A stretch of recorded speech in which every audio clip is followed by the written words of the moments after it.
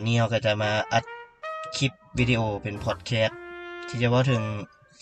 หนังลาวที่เราไปเบิ่งมื้อนี้ซึ่งชื่อหนังมันชื่อหยังนะตูอาจารย์จีเน่ร้านสร้างจีเนสิวะซีเน่นะย่อจากคำว่าซีเนมานะเขา อ๋อ เอิ้นย่อว่าซี ซีเน เน่ โอเคซีเน่เพราะว่าคนรุ่นก่อนผู้เฒ่าผู้แก่มักเอิ้นย่อว่าไปเบิ่งซีเน่ไปเบิ่งซีเน่แต่เพซะราะว่าพ่อกูจับจุดหนังบ่ได้ว่าสิเอิ้นชื่อว่าหนังหยังโอเคสรุปคือร้านสร้างซีเนมาหรือซีเนเนาะซีเน่เพราะมันจะเป็นคำแบบคนยุคก่อนมักเว้ากันรุ่นพ่อมักเว้ารุ่นแม่ตู้มักเว้าไปเบิ่งซีเน่ไปเบิ่งซีเน่โอเคมื้อนี้ก็จะมาเว้าความรู้สึกโดยที่บ่สปอยก่อนเพราะว่าเดี๋ยวบางเทื่อเราปล่อยคลิปอีหยังไปมันจะไปกระทบต่อคนที่เขายังบ่ได้เบิ่งโอเคเอาเป็นว่าช่วงตอนนี้เราจะเว้าถึงโดยบ่สปอยคือโดยรวมๆที่ไปเบิ่งมารู้สึกว่าจะว่าเป็นหนังลาวหนังแรกที่เราเบิ่งบ่วะก่อนหน้านี้เคยมีบ่หนังลาวแบบลาวอื่นที่เราเคยเบิ่งอ่ะหนังลาวที่น้ำดีและดีที่คนยอมรับสบายดีหลวงพ่อบางหนังนี่ม่วนแบบลาวๆเลยแบบมันบรรยากาศแบบชิวๆแต่ว่ามีเนื้อเรื่องเรื่องราวมีอย่างครบถ้วนไปในโตมีแผ่นมีอย่างก็ยังดีเลยนะมีแผ่นซีดีมีอะไรเอาเป็นว่านี่อาจจะเป็นหนังลาวหนังแรกก็ได้ที่กูเบิ่งเพราะว่ากูบ่ได้ติดตามหนังลาวหลายปานใดแม่นว่าหนังลาวอีก2หนังที่ได้เบิ่งมาแม่นฮักอำลำกับฮักอีหลีหลังจากนั้นก็บ่ได้เบิ่งอีกเลยแล้ววันนี้ถ้าเทียบกับผลงานอื่นๆก็ถือว่าเป็นหนังแบบรวมยำมิตรนะที่แบบว่ามันหลายอารมณ์หลายแบบความรู้สึกปนๆกันไปเบิกก็คือมันจะมีเนื้อเรื่องที่มันบ่สัมพันธ์กันแล้วก็คนละอารมณ์มาปนกันในอันนี้เนาะก็คือแบบคล้ายๆคือเลื่อนคลิปอยู่ TikTok อ่ะที่แบบว่าจังหน่อยฟิลนั่นจังหน่อยฟิลนี่แบบปนกันแบบโดยที่แบบคาดเดาบ่ได้ว่าสมมุติกูเบิ่งเรื่องนี้จบปุ๊บเรื่องหน้ามันจะเอาฟิลใดแบบมาใส่กูอย่างประมาณนี้ก็ถือว่าได้รุ่นนะโดยรวมๆอ่ะก็ตามคอนเซ็ปต์แหละเป็นการเอาหนังสั้นของผลงานแต่ละคนมารวมกันมันก็จะรู้สึกแบบแปลกๆนิดนึงเพราะว่ามันมีหลายๆผลงานมาต่อกันแล้วฟีลลิ่งเขาถูกตัดไประหว่างขั้นกำลังรู้สึกฟีลที่มาอยู่ซื่อตัดแต่อันนี้นั่นแหละต้องเป็นไบโพล่าระดับนึงเลยอ่ะเขาจะเบิ่งแบบว่ามูวี่เรื่องนี้มันรู้สึกว่าปาดเบิ่ง TikTok ท่าที่อยู่ในโฮงเบิ่งละครหนังสั้นอ่ะโดยที่เฮาบ่สามารถเลื่อนไปได้ก็ต้องได้เบิ่งจนจบไงแม่นแบบบางอันก็อินบางอันก็กูเบิ่งให้หยังบางอันเลยกูเบิ่งให้ถ้าเว้าความรู้สึกโดยรวมก็คือยังบ่สปอยเนาะเรื่องแรกให้ความรู้สึกอีหยังวะหลายกว่าที่จะแบบคือแบบเฮาทำอิดเข้าไปโดยแบบว่าแม่งคาดหวังว่าแบบเฮียจะต้องเป็นหนังผีแบบมาเปิดเรื่องเนื้อเรื่องที่1มาปึ๊บสปอย1คือมันเป็นการล้ำเป็นอีหยังนั่นแหละเฮาเข้าใจว่าเฮ้ยแบบมันน่าจะแบบปู่ไปเรื่องผีมั้งอย่างประมาณนี้หลังจากนั้นปุ๊บตัดจบ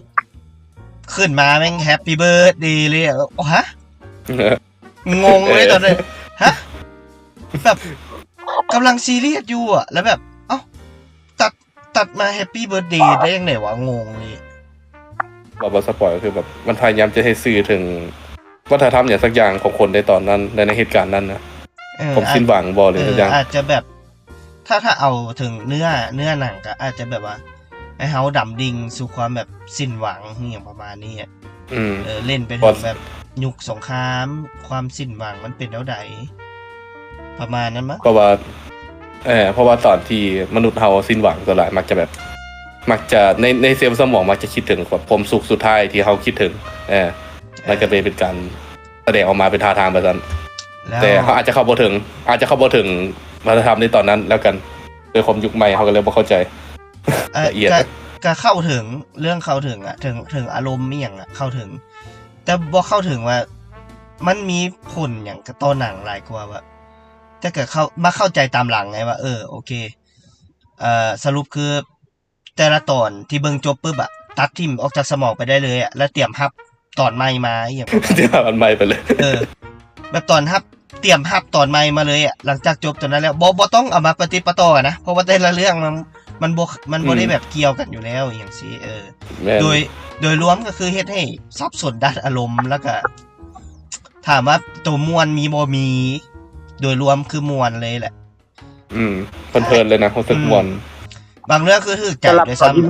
ำตัวว่าต่อ สำหรับตอนที่หนึ่งถ้าผู้ที่มาวิเคราะห์บ่เข้าใจว่าไปดราม่า ก็บ่ บอกเลย บ่เข้าใจเลย ดราม่าคือกูดราม่าแต่เซนเซอร์มาดึงยาวๆบอก มันด่ามันด่ามาแล้วมันด่าแล้วนะ มันด่าอย่างเดียวแล้วก็มีมาละ ตืดแบบตืดยาวๆเซ็นเซอร์ตืด แต่ว่า1-2โอเค1อ่ะบ่เข้าใจคำว่าตรงๆนะ1คือบ่เข้าใจ เป็นอย่าง 1เฮ็ดอย่าง2จะว่าจังไดอ่ะ พอเข้าถึงอยู่ แต่รู้สึกว่ามันจะหดหูไปนิดนึง เข้าถึงตัวที่2เข้าถึงแบบว่า มันก็สปอยหน่อยนึงก็คือแบบมันเกี่ยวกับผู้หญิงที่ตาบอดแล้วก็เป็นชีวิตความฮักชีวิตคู่อะเนาะผมฮักที่แบบฮักด้วยใจแท้บ่แม่นย้อนว่าแต่ว่ามันมาต่อจากเรื่องที่1ไงซึ่งมันเกี่ยวกับการล้ำแล้วมันเฮ็ดให้เฮางงว่าเฮ้เฮายังอยู่ในอารมณ์งงอยู่ว่ามันจะเกี่ยวกันบ่วะหรือจังได๋วะหรือมันต่อกันบ่หรือหยังประมาณนี้คือแม่งกูกำลังสิ้นหวังแล้วเห็นแบบคนสิ้นหวังกำลังแบบปลอบใจตัวเองก่อนตายแล้วยูซื่อแม่งแฮปปี้เบิร์ธเดย์กูฟังแล้วเปิดด้วยแฮปปี้เบิร์ธเดย์กูสมองกูแล่นบ่ทันเลยกับอารมณ์แบบอยากให้เฮาซึ้งกับเขาเรียกว่าผู้พิการทางสายตาเนาะโอเคเข้าใจต่อไปโอเคอันนี้เฮาเว้าโดยรวมก่อนโดยที่บ่สปอยหลายเนาะแล้วตอนหลังเฮาค่อยไปจัดหนักก็คือต่อไปเรื่องที่3เป็นเรื่องหยังก่อนตูแม่นเรื่องอันนั้นบ่ Do Not Call Me Dad บ่แม่นตัวนั้นบ่หรือว่าเรื่องวัยรุ่นวะเรื่องที่เรื่องที่3น่าจะเป็นเรื่องอะไรตัวที่กินข้าวอยู่คนเดียวแม่เสียใช่ป่ะโตที่เราหลอนผู้เดียวนะที่เราคิดฮอตแม่แล้วเราแบบคิดทุกอย่างแม่เรื่องที่3แม่นละเป็นเรื่องแบบว่ามีแม่สาวอย่างเสียแบบนั่นแม่นะอะไรประมาณอารมณ์แบบไม่แม่สาวเลยวะบอกว่าเดี๋ยวคนนี่เขาคิดทีหลังก็คือแบบว่าเนื้อเรื่องก็คือแบบเด็กชายคนนึงแบบว่าอยากมีความฝันแบบพาแม่ไปกินข้าวเฮ็ดข้าวให้แม่กินถ่ายรูปแม่แล้วก็พาแม่ไปเที่ยวซึ่งกับบ่สปอยเนาะก็คือแบบกับอารมณ์แบบล้ำลึกล้ำลึกซะซึ่งมันให้ความรู้สึกจังได๋ดีวะกะอ่านทางได้บ่ยากเนาะสำหรับคนเบิ่งทั่วไปแต่ที่ว่าแต่ที่แบบบ่รายละเอียดแล้วกันบ่รายละเอียดความคิดถึงของคนสำคัญจากแม่แบบบรรยายถึงแบบผู้หนึ่งที่คิดถึงเขาที่คิดถึงคนสำคัญที่สำคัญกับอาจจะบ่คิดถึงอาจจะบ่เคยเจอหน้าด้วยซ้ำมีแค่รูปตอนยังสาวแล้วก็เอาไปคิดจินตนาการอีกในแง่ของตู้ก็เป็นไปได้เพราะว่าจะแม่นว่ะเพราะว่าจินตนาการตอนนั้นคือเป็นผู้สาวคือมันตรงในรูปเพราะถ้าเคยเห็นตัวเท่าต้องจินตนาการตัวเท่าว่ะอาจจะแบบว่าแบบเกิดลูกแล้วก็เสียไปเลยแบบตั้งแต่ยังสาวบอกอีหยังทีนะอาจจะแม่นนะแต่ว่าได้อีกแง่นึงเลยแต่ว่าแง่ของตัวก็ว่าถือแต่ว่าด้วยความว่าจิตใจของคนที่คิดถึงใครสักคนถึงขั้นว่าถึงขั้นว่าจินตนาการออกมาได้นะต้องมันมีช่วงเวลามาประมาณนึงแล้วต้องผูกพันพอสมควรจึงถึงขั้นว่าจินตนาการเป็นภาพสั้นออกมาได้นะโอเคฉันเอาไปเรื่องที่4เลยเรื่องที่4แม่น Do Not Call Me Dad Do not call me dad Do not call me dad เฮ็ดอย่างเรื่องนั้นรับจ้างสารพัดจ้างสารพัดก็ได้รับจ้างสารพัดก่อนเหรอรับจ้างสารพัดก่อนจึง not call me dad Do not call me dad โอเคตัวที่4ใช่ไหมมันรับจ้างสารพัดก็ถือว่าเนื้อเรื่องดีแบบให้เลยตัวนี้ถือว่าเป็นเนื้อเรื่องแรกที่เฮาเบิ่งแล้วเข้าใจแล้วก็โอเคตลกและอินรู้สึกว่าอินกับมันได้นะรู้สึกว่ามิดแล้วตั้งใจฟังนะรู้สึกว่าเป็นเรื่องแรกที่มิดแล้วเบิ่งแบบจริงจังเพราะว่ารู้สึกว่าจะมีคนรู้จักนิสัยประมาณนี้นะคนนึงนะ แมนแมนมีพอมีประสบการณ์เจอคนประมาณนี้ พอมีประสบการณ์เจอคนประมาณนี้มาก่อนโอเคก็เลยอินเนี่ยผมบอกว่าผู้ใดในหันแต่ก็น่าจะเข้าใจกันเองแล้วเพราะว่าทุกคนก็จะต้องมีคนแบบที่คนหนึ่งในกลุ่มใช่อะไรก็เลยว่าว่าเนื้อเรื่องโดยรวมโอเคนะตัวนี้โอเคเลยแหละยกโป้ให้เลยให้10 เต็ม 10เลยเป็นเนื้อเรื่องที่แบบเป็นธรรมชาตินะบ่ว่าจะเป็นนักแสดงหรือบทก็รู้สึกว่าธรรมชาติเลยตัวนี้ถือว่าโอเคให้10 เต็ม 10เนื้อเรื่องแบบ3เกลอเนาะที่จะแบบว่าเป็นนี่มีบักหนึ่งใช่มันเป็นนี่แล้วมันก็แบบแม่งไปเพิ่มปัญหาให้มูโดยที่มูแบบไม่ถามมันบอกว่ามันเต็มใจจะช่วยบ่มันไม่ไงสร้างปัญหาแล้วเป็นลากปัญหาให้มูมาสวยประมาณนี้ซะเพราะว่าตื่นมันเป็นการบอกแล้วว่าเกิดอะไรขึ้นโอเคเขาจะบอกสปอยเนื้อเรื่องแต่ว่ามันเลยมามวนตัวนี้มวนมุมกล้องมุมหยังคำว่าคำจ่าความไวในการเว้าเป็นธรรมชาติแล้วก็มีความแบบคือคนลาวล้มกันเลยนะแบบหมู่ล้มกันเลยจริงรู้สึกว่าล้มกับหมู่ตัวนี้จะให้ฟีลแบบนี้เลยตัวนี้กดไลค์เลยตัวนี้มวนและโดนและค่อนข้างยาวกว่าตัวอื่นดีแต่มีตัวหนึ่งที่ยาวกว่าอันนั้นไว้น้ำหลัง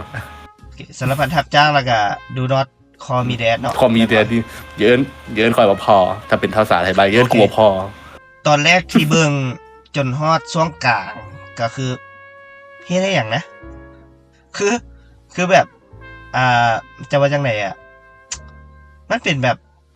โทนขาวดำแล้วก็ทายมุมมองแบบการใช้ชีวิตปกติสุขก็คือแบบนั่งกินข้าวมีแมว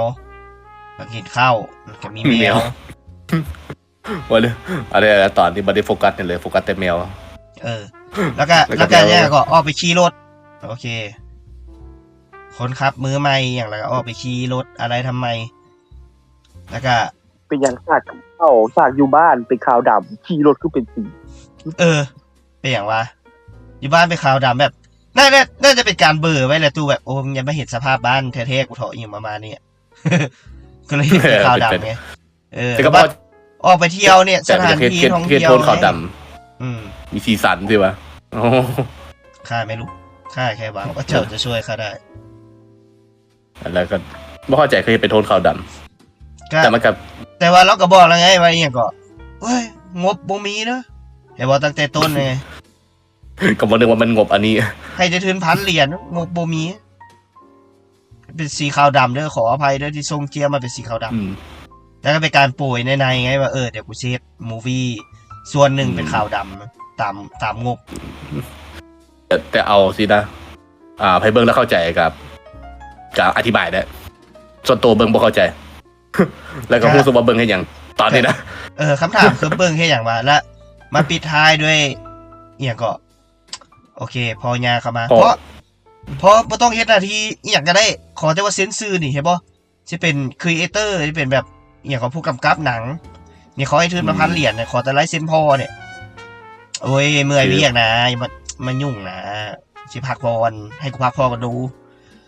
นี่เพียงเซ็นนี่ซื้อแล้วค่อยพักผ่อนก็ได้มึงจะมาต้องมาเถียงกูได้บ่มึงกูวางเวียกไว้ให้มึงแล้วมึงก็เฮ็ดไปมึงต้องไปเฮ็ดกำกับอยู่ลาวมันบ่ได้ดอกลุงบ่ลุงโลดแล้วแม่ก็ก็เฮ็ดหน้าที่พอซับนี้ก็บ่ได้วะซับกูบ่ต้องมาเอิ้นกูพอเอาวะสมชายแล้วลูกมันเอิ้นซื้อพอมันเลยเอาสมชายเฮียยังหาทั้งโรงเลยโอเคนะแล้วประเด็นแล้วก็จบไปเลยมันหาต่อท้ายแหละแล้วก็จบไปเลยแล้วก็ตัดจบไปเลยแล้วก็ให้งงกับเบิดห้องว่ากูเบิ่งยังอยู่มันหาต่อท้ายมันงงแต่เริ่มแล้วมาหาต่อท้ายแล้วก็งงต่อจบอารมณ์แบบตอนนั้นน่ะจบจังซี่เลยแล้วสรุปพอมันเซ็นไหมหรือบ่เซ็นหรือได้แกนศาสตร์อย่างเลยโอเคบ่ได้เซ็นก็น่าจะบ่เซ็นแล้วเนาะมันบอกว่าอย่าเอิ้นกูพอเยอะพอสมชายสมชายซื้อเนี่ยถ้าเพิ่มคำว่าแบบมึงเว้าเองได้สมชายไปซื้อเข้าไปแต่หาก็เข้าอันนั้นน่าจะระเบิดเลยถึงใจแล้วนะเนี่ยก็เป็นพอปกติโลกเขาไปจริงบ่ให้มึงยืนเถียงขนาดนั้นหรอก น่าจะตีมึงตั้งแต่คำแรกที่มึงแบบเฮ็ดนาทีพอดูอย่างเงี้ย นั่นแหละก็แต่ก็รู้สึกว่าเบิ่งไปเฮ็ดหยัง ก็งง คำถามได้ยังข้างในหัวเบิ่งปุ๊บแล้วก็ดังขึ้นว่ามันใช่หยังวะ เฮาได้อย่างจากสิ่งนี้หัวตอน ค่อน ท้า ข้าย งงง หักมุมเล ค่อย นข้างงงคล้ายๆคือตอนแรกนะตอนทบิดนะ ตอนทบิดจะงงตอนสองนี่แบบ อันนี้น่าจะสปอยเลยเนาะเพราะมันก็มีแต่ซ้ำนี่อีหลีอะเขาบอกหน่อยกว่านี้ก็บ่มีอย่างแล้วอ่ะ คือมันน้อยเกินมันไม่อยากให้เว้าแล้วได้ดิ แล้วเนื้อเรื่องตัวสุดท้ายกับนี่ว่า ยังตัวหงเฮียน เอ้ยลืมตัวนี้ไปได้ไงวะ ตัวหงเฮียนหงเฮียนต่อไปตรง ตัวของเฮียนเฮ้ยมันแลบปั่นเอมิเนมจนกูบ่เข้าใจเนื้อเรื่องแล้วคือเป็นคำสาป13:13 นาทีที่ค่อยเห็นโปรไฟล์แล้วว่าน่าสนใจมาย้อนเรื่องนี้เลยค่อยคิดว่าจะมาเบิ่งหนังผีแต่ว่าบ่คาดว่าจะมาเจอหนังแรปเปอร์โอ้โหมาปุ๊บนี่โดยรวมสนับสนุนนะแบบว่าแบบว่านักแสดงหน้าใหม่หรือว่าน้องที่แบบแสดงก็รู้สึกว่า เป็น โอเค ที่เป็นเยาวชนแสดงนะเอิ้นว่าเอ็นดูนะการแสดงแต่ว่าบทเว้าอีหยังนะมันค่อนข้างชับแบบมันไวเกินไปแล้วรู้สึกว่าอารมณ์ที่ใส่ลงไปในบทเว้ามันบ่ค่อยมีนะก็เลยรู้สึกว่ามันค่อนข้างจะอ่านสคริปต์แบบเนื้อ จะว่ายังไงกูรู้สึกว่า NPC เลยในเกมมันรู้สึกจะแบบจับแบบแรปใช่กูจะกูงงเลยว่าเฮ้ยมันผีนี่มันเป็นอย่างนะ คือมันไวถึงขั้นว่าบ่ให้จังหวะคนได้มานั่งขึ้นแล้วว่าตกลงมันเกิดอย่างขึ้นสินะอารมณ์แบบว่าโอเคมืออื่นกูสิเสียงแล้วมือนี้อัดข้อมูลใส่บ๊อบมึงต้องได้ก่อนมืออื่นเนี่ยประมาณนี้จนบ่เข้าใจเลยว่ารายละเอียดผีมันไม่อย่างกันแท้แบบกฎเกณฑ์หรืออย่างกันแล้วแต่และตอนอธิบายน่าจะอธิบายลึกกว่านี้ก็ได้ถ้าตามที่เข้าใจตัวกันกูจะบูลลี่กันนักบูลลี่กันนักขนาดเลย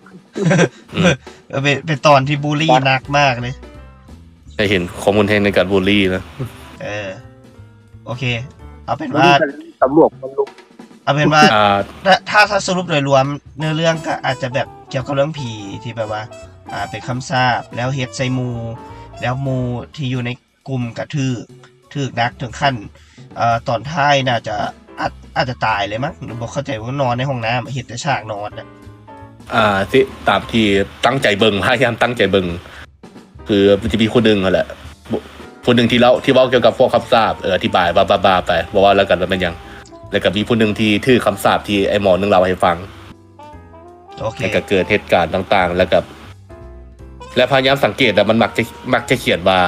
มันจะมีอันนึงที่มักสปอยออกมาว่าข้อมูลที่คำสาปที่เกิดขึ้นมักจะเหตุกันข้ามกับสิ่งที่คนย้านแบบมันแต่พอเบิ่งไปเบิ่งมาปุ๊บมันบ่ได้กันข้ามนี่แล้วบ่เข้าใจว่าเป็นอย่างบทในเรื่องมันคือบอกว่าเหตุกันข้ามกับสิ่งที่คนที่ถือฆ่าน่ะย้านสุดท้ายแล้วมันบ่ได้กันข้ามสุดท้ายแล้วมันตรงกับสิ่งที่เขียนในรายละเอียดว่าคนที่ย้านอย่างย้านหยังแต่คนนั้นจะตายแต่มันยังจับรายละเอียดได้ขนาดนั้นกูนี่งงแต่มันแลบใช่กูแล้วเพราะมันว่าคนนี้ย่านมันอธิบายนิดนึงซะคือว่าย่านบอลแคบแต่พัดมันล้มกันในกลุ่มมันคิดว่ามันคือพัดคิดว่าสลับกันมันอาจจะเป็นบอลกว้างเขาปีนกันบอลแคบแล้วนางเบอร์สุดท้ายปุ๊บสุดท้ายมันบ่ปีนสุดท้ายมันก็ว่าบอลแคบก็คือคนนั้นย่านบอลแคบก็คือมันฆ่าไอ้คนตายแต่ก็ตายบอลแคบอีหลีจะบ่บอกว่าท้องหยังดอกถ้าเบิ่งเอาโอเคมันตายบอลแคบตายตามรายละเอียดที่คนสาบแซงนะว่าไงซะคนที่ย้ายบอลนั่นบอลนี้สินะโอเคนั่นแหละกระจับได้ประมาณนี้ส่วนคำอธิบายเรื่องคำสาบครับบกเก็ตปะได้จับบ่ได้เลยดิบ่ได้กับการว่าของตัวละครที่ว่าแบบว่าปุ๊บตัดว่าปุ๊บลมต่อว่าปุ๊บลมต่อว่าปุ๊บถามปั๊บว่าปุ๊บถามปั๊บลมปั๊บมันค่อนข้างไวเกินไปแบบอารมณ์แบบแอร์ไทม์น้อยหิบเว้าอย่างซึ่งมันต่างจากช่วงต้นนะช่วงต้นรู้สึกว่าอธิบายหรือว่าการเว้าค่อนข้างเคลียร์กว่าแต่ว่ามาฮอดกลางปื้มละไซเลยแลบแบบบอบแล้วข้อมูลไหลเข้าหัวบ่ทันเลย ทำให้รู้สึกเป็นธรรมชาติแต่หลังจากนั้นมารู้สึกว่ามันแบบพูดอะมันเป็นการแสดงแต่ว่ามันแข็งเกินในการตอบโต้บทสนทนาระหว่างตัวละครนะ โอเคเอาตัดไปซ้ำนี้ก่อนต่อไปไปเรื่องสุดท้ายก็น่าจะเป็นเรื่องที่รู้สึกว่ามวนที่สุดแล้วมั้งยังเหลือสองไอ้ดอกเอ้ยตาบอด สองไอ้น้องตา เหลือ2เอ้ยด้อยเลยสองไอ้น้องเลยผู้ที่ผู้เอ้ยตาบอดนะความรู้สึกแรกที่เบิ่งก็รู้สึกว่าตาบอดอีกแล้วแบบเล่นประเด็นตาบอดอีกแล้ว ตาบอดอีกแล้วแบบว่าอย่างน้อยในฐานะคนเบิ่งก็อยากเห็นอย่างที่มันแบบต่างจากนี้แน่อาจจะหูหนวกก็ได้หรือว่าแขนมั้งนะแล้วแต่จะเล่นนะแต่ว่าอยากให้ต่างประเด็นแน่นะ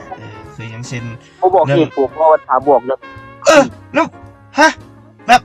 จังไหนวะงงแบบเอ้ยโอเคถ่ายหูปุ๊บอะไรทำไมน้องกลับมาปุ๊บเหี้ยตาบอดแบบน้องกลับมาปุ๊บจะตาบอดแล้วแบบงงๆอ้าวแล้วตอนน้องบอกกลับมาตาปกติเบิ่งอนิเมะอย่างปกติอ่านซับอีกโอเคตะลึงสึกไอพีตะลึงคือมีอนิเมะแหละบอกเห็นภาพแล้วแต่ได้ยินเสียงโอเคมันผิดลิขสิทธิ์ไงถ้ามีภาพในอนิเมะปุ๊บอะมันคือลิขสิทธิ์เลยนะเอาโปรโมทหนังดีแล้วที่พอใส่เข้ามาดีแล้วถือว่าสลัดอยู่แล้วน้องกลับมาปุ๊บกลับมาอย่างบ่ตอบแล้วย่างเข้าไปแล้วก็อย่างนั้นก็อาการตาบอดมาแล้วและก็เลยงงว่ามันยังหน่อยบอกได้ไหมแบบให้หมอเว้าได้ไหมว่าเจ้าตาบอดเกิดจากเจ้ากินมีเหลืองหลายอย่างประมาณนี้ก็เว้ากันได้กินมีเหลืองหลายชื่อสอดที่ให้กินมีวะล่ะชื่อให้เหตุผลสักหน่อยเถอะเดี๋ยวมันจิตลกแล้วที่จริงตอนท้ายบ่น่าเศร้าขนาดนั้นมันขนาดจะรักษาได้นะกับโบตอนท้ายก็แบบอยากให้เข้าใจว่าความฮักของอายน้องอย่างประมาณนี้ถ้ามีกันอยู่ควรฮักกันโอเคเข้าใจแล้วถ้าที่สิ่งที่จะซื้อเลยว่ะฮะเลยว่ะอะไรมูเลยว่ะเอื้อยคนที่เป็นเอื้อยคนตาบอดเอื้อยมูมีเลยจะคนบ้าที่เป็นเรื่องจะมีแต่น้องสาวแท้มันบอกแต่เรื่องน้องเว้ยมึงอะไรมึงจะขยายเพื่อนเอาเรื่องก็เห็นเต้นพอลุงที่มาถ่ายรูปคนดูต่างประเทศมีแต่น้องสาวเลยกับมีแต่น้องไงบอกให้เห็นในแง่ที่ว่าแบบลุงป้าหน้าหาลุงขายเครื่องลุงไปซื้อของกินน้ำบุกมีปฏิสัมพันธ์อย่างเลยเกิดมาอยู่ได้2 คนเลยถ้าว่าได้รับเขาเป็นจริงกับแมนนะครับกับบาถึกแต่นั่นแหละแต่ว่าหนังมันถ่ายทอดมาเกี่ยวกับนี้เขาเรียกว่าแต่กันหนังจะถ่ายทอดเรื่องแบบน้องไงความสัมพันธ์แบบว่าคนในครอบครัวแบบให้ความหมายว่าต่อให้ที่แบบพิการนี่ก็ตามสินะกับใครแล้วก็มีช็อตนึงที่เว้าอย่างก่อนโอเคมึงจะเว้าก่อนเลยตัวได้ยังนอกจากตาบอดแล้วแม่ตายนั่นแหละสิ่งที่กูกำลังจะเว้าเลยไม่มันมีคำเว้าเรื่องนี้ว่าก่อนแม่ก็หนีไปแล้วว่าฮะเดี๋ยวสรุปแม่หนีหรือแม่ตายเพราะมันเป็นคำเลี่ยงแทนใช้คำหยาบนะประมาณคำหยาบแบบมันเป็นคำที่แบบฟังมวลแต่ยังมีคำอื่นไงแบบแม่เสียไปแล้วแม่เสียน่าจะฟังง่ายกว่าแม่หนีไปแล้วก็นั่งขึ้นอยู่ว่าแม่หนีอย่างหนีลูกหรือเสียเข้าใจว่าหนีไปแล้วโอ้แม่แบบเฮียคาเลี้ยงลูกเฮียจังหวะนี้กูหนีเอาผัวใหม่อย่างประมาณนี้ก็นึกว่าเป็นจังซั่นเนี่ยคำเว้าก็รู้สึกว่ายังมันกูกำลังจะอินอยู่แล้วแบบว่าแม่หนีปุ๊บกูคิดไปทางใหม่แล้วบัดนี้มีแต่เรื่องเดียวแล้วที่เห็นพ่อแต่มันก็เถียงพ่อไปแล้วเถียงพ่อแล้วกูเห็นแต่งอนพ่อเสียงพ่อก็นุ่มขนาดพอที่แบบปาดมูเลยเข้าใจได้นักแสดงหายากครับว่าเรื่องที่โอเคสุดท้ายแล้วเนาะแมนก็เป็นเนื้อเรื่องที่ฮาที่สุดแล้วนะแล้วก็ถือว่าดีบอกเกิดน่าจะให้10 เต็ม 10กับมุก เพราะว่ากูแพ้ทางมุกประเภทพวกนี้อยู่แล้ว เป็นแบบ อืม ตอนแรกมันเกิดซีมาในบีแบบแบบบรรยากาศในห้องอหย่างสิแบบเสียงเลขอหย่างก็ตบมีมุกอหย่างมาค่อนข้างโอเคนะค่อนข้างมวนนะมุกน่าจะมวนตั้งแต่ต้นจนจบเลยแหละกับมวนแบบบรรยากาศห้องแล้วก็อหย่างก็พิการทางขาแล้วก็อหย่างมานี่ บรรยากาศหมู่เพื่อนนะหมู่ บรรยากาศหมู่เพื่อน แบบมิตรสหายแท้ๆนะ แล้วก็แบบไปจีบสาวแล้วจีบสาวบ่ติดโอเคจีบหมู่ตัวเองซึ่งหมู่ตัวเองเป็นผู้ชายด้วยนะ โอเคก็โอเคก็โดยรวมแบบให้น่าจะให้10 เต็ม 10คือกับตัวที่3น่าจะให้แบบความหลากหลายแหละหนังก็คืออยากจะให้มีความหลากหลาย แบบพอเป็นมุกก็คือบ่ได้จริงจังบ่ได้ซีเรียสพอเป็นมุกไอ้เหี้ยมันเป็นมุกแต่ว่าสิ่งที่รู้สึกได้จากตัวสุดท้ายมาคือแบบบรรยากาศหมู่เพื่อนเท่านั้นแมนเรื่องแบบว่าตอนเซ็งบ่ตอนเฮียนบ่สินะก็เฮ็ดให้ย้อนกลับไปคิดตอนที่ว่าเฮียนอยู่นะคือตีอาจารย์ได้ก็เอาแล้วว่านั่นแหละโอเคคือว่าได้พยักย้อนไปตอนสมัยเฮียนอันนี้รู้สึกว่าจะดื่มดำดีมานับตอนท้ายแล้วกันโอเคมาให้คะแนนโดยรวมเนาะอาจจะให้50อยู่เพราะว่าก็มีเนื้อเรื่องตอนท้ายแล้วก็ตอนกลางมาประคองเนี่ยนอกจากนั้นก็น่าจะงงอย่างเดียวคือถ้าว่าทั้งหมดเทปของเขาทั้งหมดฟิล์มเขาครับมีแค่ 2-3 เรื่องที่เบิ่งแล้วม่วนและเบิ่งแล้วเข้าใจเบิ่งแล้วฮู้เรื่องนำรู้สึกอินนำเนี่ยส่วนที่เหลือจะต้องใช้แบบความรู้สึกเฉพาะทางแบบอาจจะเป็นประสบการณ์ส่วนตัวหรืออาจจะเป็นโรคว่าผิด ว่าโรคบ่ได้บ่ถูกว่าแบบว่าความรู้สึกที่แบบที่มีประสบการณ์จากอย่างมานะก็จะได้เข้าใจการถ่ายทอดแม่นก็คือแบบหลายเรื่องก็คือแบบว่าอยากจะเฮ็ดให้เฮาซึ่งอยากบอกว่าถ้าจะเฮ็ดให้ซึ้งอีหลีอันนี้ต้องบอกก่อนนะว่าต้องมีการปูตัวละครก่อนให้เฮาเข้าใจในตัวของตัวละครนั้นแท้ๆก่อนเนาะจึงจะให้เฮาซึ้งกับเรื่องนั้นได้คือยังเช่น เรื่องของอันนั้นซะเรื่องของเอ้ยน้องซะ2เอ้ยน้องที่แบบว่า2เอ้ยน้อง2เอ้ยน้องที่แบบว่าผู้เอ้ยเนาะอันนี้สปอยเลยเนาะก็คือแบบกำลังจะตาบอดแต่ว่าบ่มีการปูมาก่อนนะว่าเหตุการณ์มันเป็นจังไดแล้วพวกเจ้าค่อยมาเว้าตอนท้ายแล้วค่อยจะไปอินได้จังได๋ประมาณนี้แม่นแบบยูซือบอกว่าบ่ได้บอกว่าเราเฮ็ดหยังมาแล้วคือเป็นจังซั่นได้บอกบทบาทละเอียดปูก่อนได้ไหมแบบผู้เอื้อยกับน้องใช้ชีวิตมาแบบนี้แล้วแบบแม่แบบสั่งเสียนะนี่ให้เอื้อยแบบหับส่งต่อห้านเด้อเฮ็ดเกี่ยวกับพวกทายฮูกทายหยังที่นะแล้วให้เฮาอินกับตัวละครเอื้อยว่าเอื้อยแบบใช้ชีวิตลำบากยากเข็ญฮับแบบเป็นโตแบบโตเสาหลักครอบครัวอย่างสิส่วนน้องแบบไปใส่กับบ่ฮู้มาเลยที่เมาบอกซึ่งมันต้องใช้เวลาในการเล่าค่อนข้างหลาย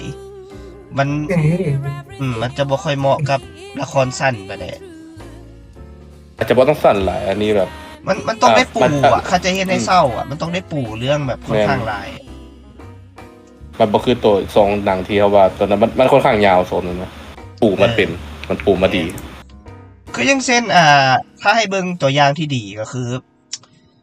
เรื่องของ3เก๋อนั้นที่แบบว่าปู่มาก่อนนะปู่มาก่อนที่จะมาเล่าแบบว่า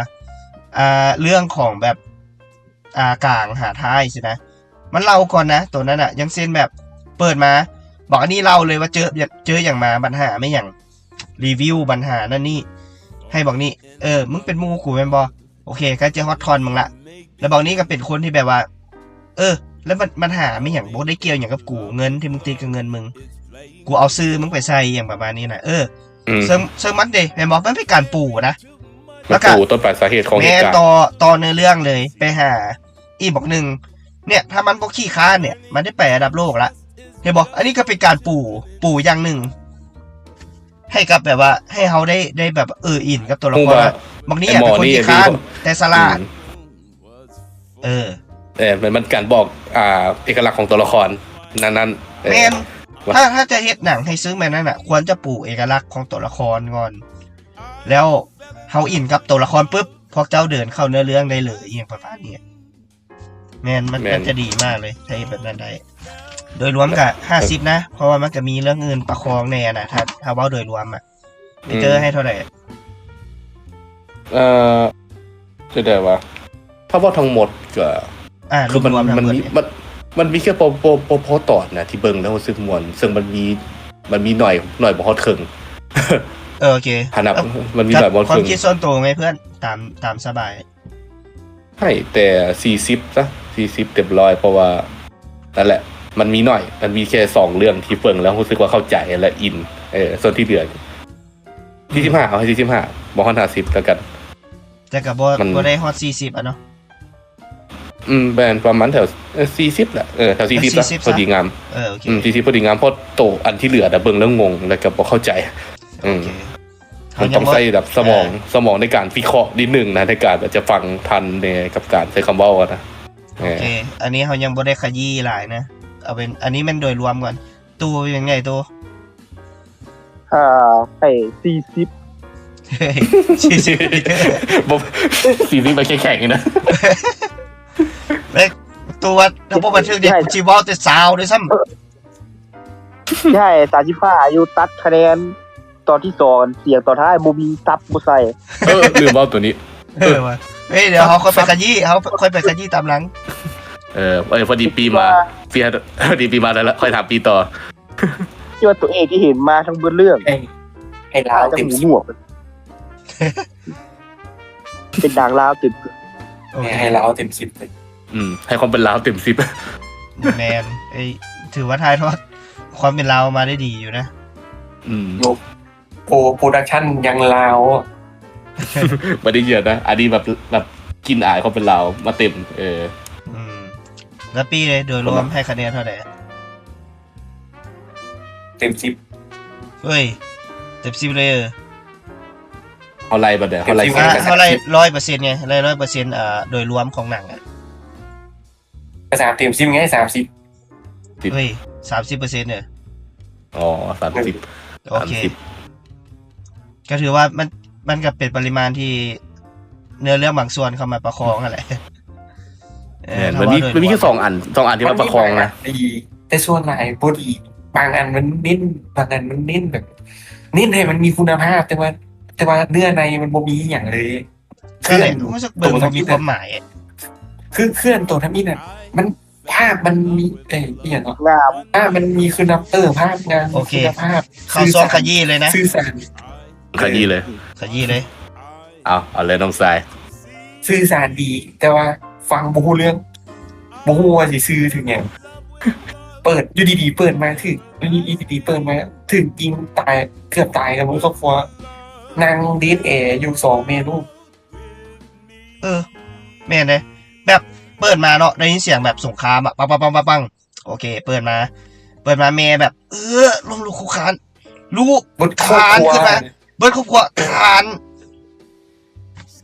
นี่แม่กับลูกคานไปกอดกันแล้วก็อยู่ดีๆแม่กันลุกขึ้นมา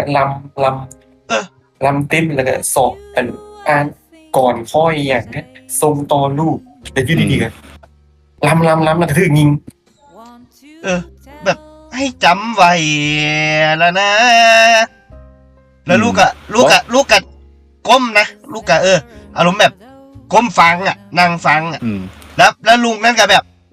จากที่แบบนอนมิดอยู่แบบอารมณ์แบบกูนึกว่าลุงตายละแม่งจับแกขึ้นมาแล้วก็หลังจากเป่าแขนแล้วปุ๊บนะบอกที่นอนนิ่งมาทางซากอ่ะอยู่ไล่มันก็เริ่มหนิ่งหน่อยนึงเอ้าใช่มาเฮ็ดหยังวะเพราะว่าถ้าสิเฮ็ดให้มันดีอ่ะศึกษาพวกละครพวกโฆษณาไทยไว้พวกโฆษณาไทยถ้าสิเฮ็ดฉากซึ่งเนี่ยยังว่าแหละมันรู้สึกว่าบ่มีต้นปลายสาเหตุหยังแล้วเอาได้หยังจากเรื่องนี้วะโฆษณาไทยบางอันนะเขาเฮ็ด5นาทีนะเขาเฮ็ดเฮาให้ได้โฆษณาไทยแบบแป๊บแบบ5นาทีนั่นน่ะแบงค์เอสกูซึ้งน้ำตาไหลหรือว่าแบบให้ข้อคิดเยอะมากเลย ทีมเขาคิดบัตรมาทายตอนโฆษณาจบ แต่ว่าเรื่องแรกอะจักนาทีนะ 10เกือบ10 ปลายนาทีนะ แล้วเดทแอร์ทางเรื่องแล้วมีการลำแต่ถามว่าจบจังไหนกับบอกเข้าใจกับแบบสรุปคือมันคือยิงตาย สรุปคือจบด้วยการตายเลยนะ ตอนท้ายลูกสาวน่าจะหนีไปได้เพราะว่าทุบเปิดกันน่ะทุบกับปองเยี่ยมออกมา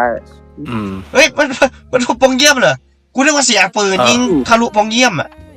บอกอันตอนท้ายแต่ก่อนน่าจะทุบในเสียงปืนแท้ มันมีฮูอยู่ปองเยี่ยมน่าจะโดดลงไปแล้ว แล้วถ้าพอฟังพอเสียเวลาฟังล้ำแม่น่าจะหนีได้โดนแล้วอะ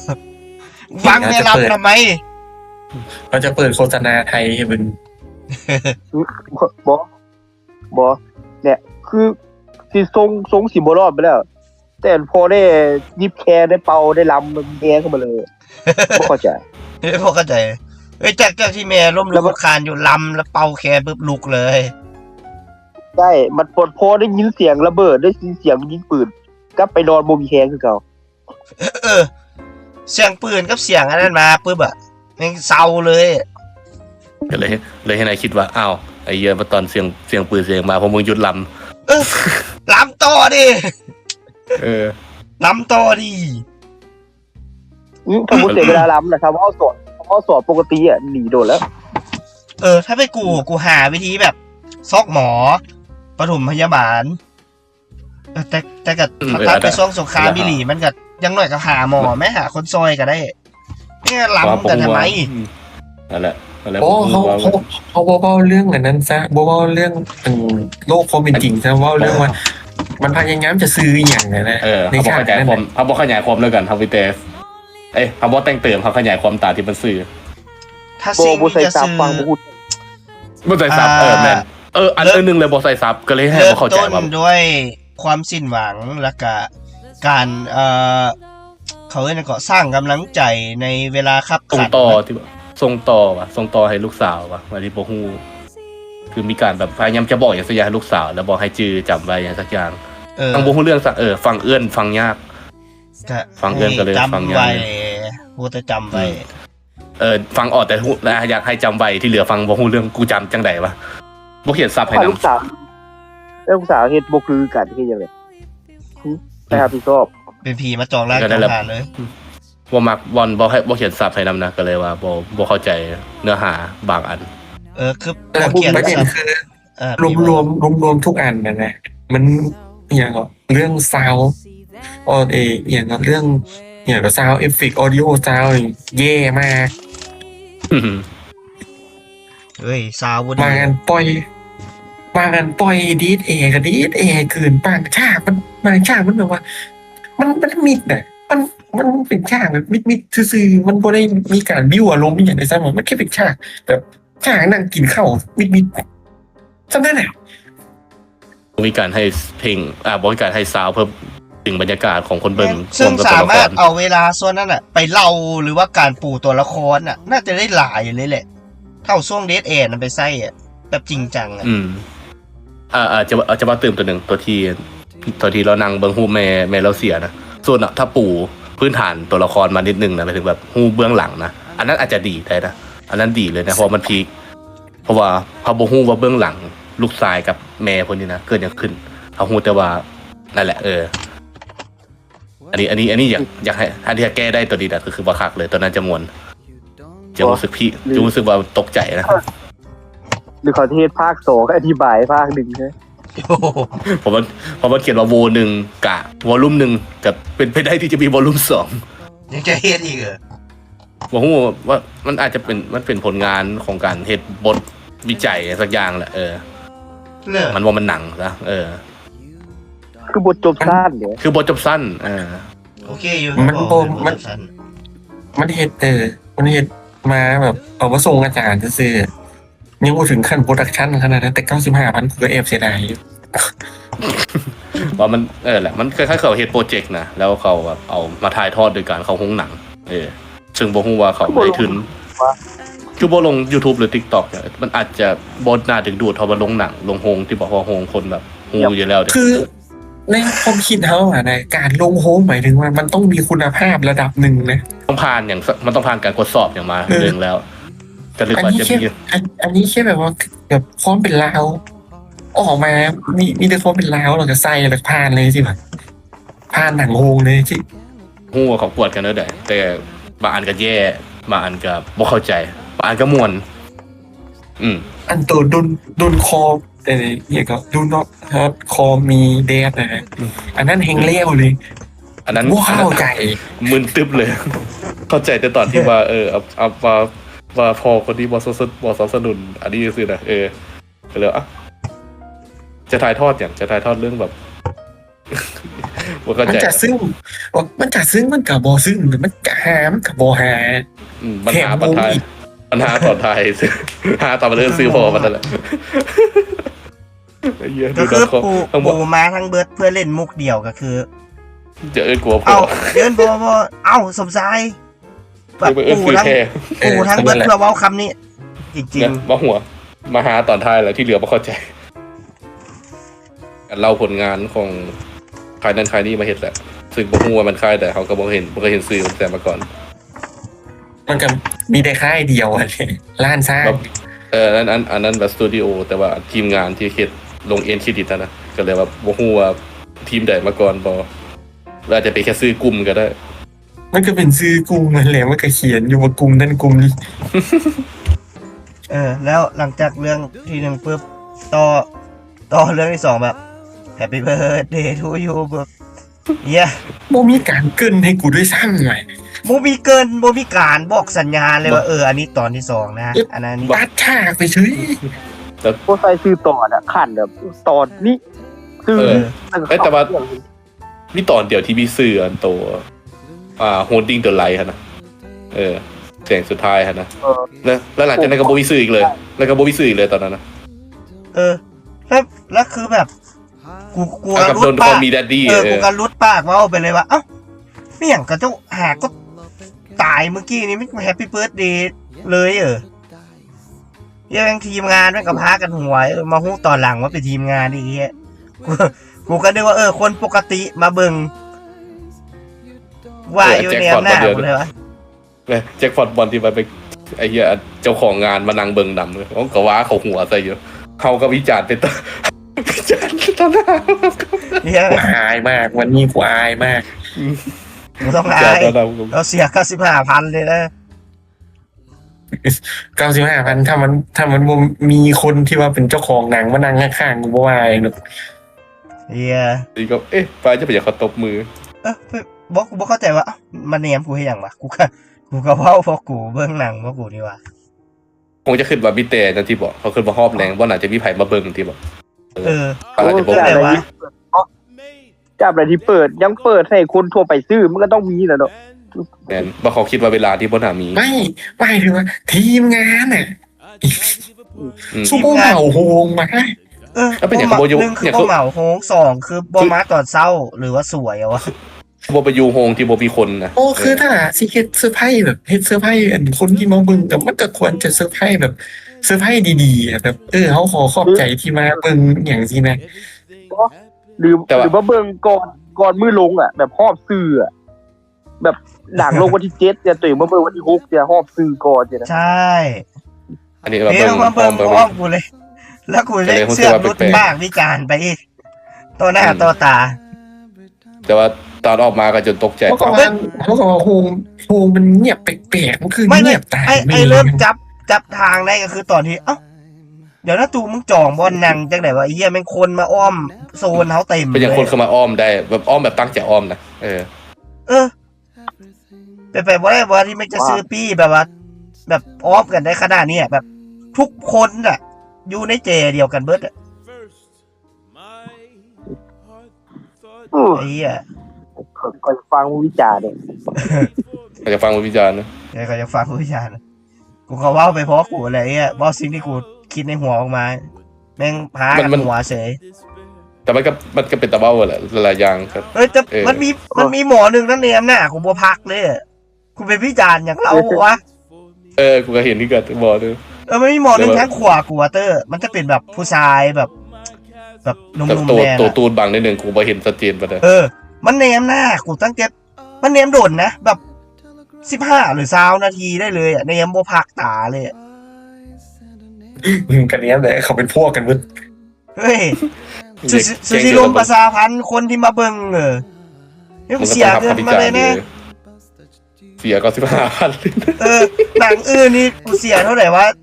45-50อ่ะหนังนี้ก็15,000แอบแพงอยู่แต่ก็โอเคสนับสนุนหนังลาวไงอยากมาเบิ่ง จาก ให้คำวิจารณ์กูด่า จากเบื้องหนังมาเบิ้ลมือแล้วสรุปโมเทอร์คอมแบท2มวนที่สุดไอ้น้อง เป็นประสบ เนี่ย การณ์ เสียดายบ่ได้ไปเบิ่ง คนละหนัง ตึง เดือน ที่คุ้มค่า จะไปเบิ่งอยู่แต่ก็ขยี้เทอละตอนเนาะคือตอนที่1บ่เข้าใจตอนที่2 Happy Birthday มันมีจะต่อแล้วกันยังลืมเลย โอ้มันเยอะมากเลย เป็ดเหรอ น่าจะ8อะ อืม ก็คือ ตอนที่หนึ่งที่ โอ้ชื่อว่าหลายก็หันนะ โอ้มันหลายมากเลยเอาเขาไล่ไปเท่าน้อยแล้วกัน เนาะ หนึ่ง แต่ตัว งงลำทำไม อันหนึ่งเอานางลำเอางงสอง มา Happy Birthday เลย คม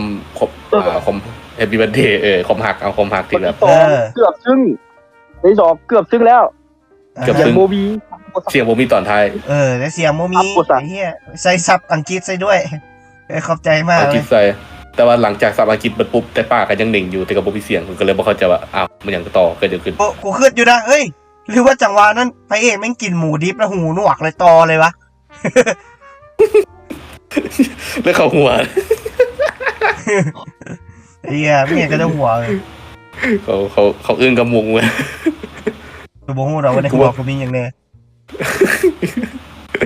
อย่าให้ได้ค เฮี น ยตอนนั้นเฮียจังหวะนั้นนะเขาโคตรยากอ้อโฮงเลย เฮ้ยกระเจ้ายินดีครับคำวิจารณ์ที่มุสักก็ลุกมาต่อยป่าแล้ว อย่างนี้ไม่ว่ามันมินตีเขาเขาวิจารณ์นั้นเขาเนมหน้าเจ้าหาย เข้ามาไอ้ชีวะคือบอกอาจารย์นั่นน่ะกล้าก็เข้ามา แล้วมันมีบักหนึ่งอ่ะอยู่ทางหน้าเขาอ่ะมันบอกเขาอ่ะบอกเรามิดเนียสินะ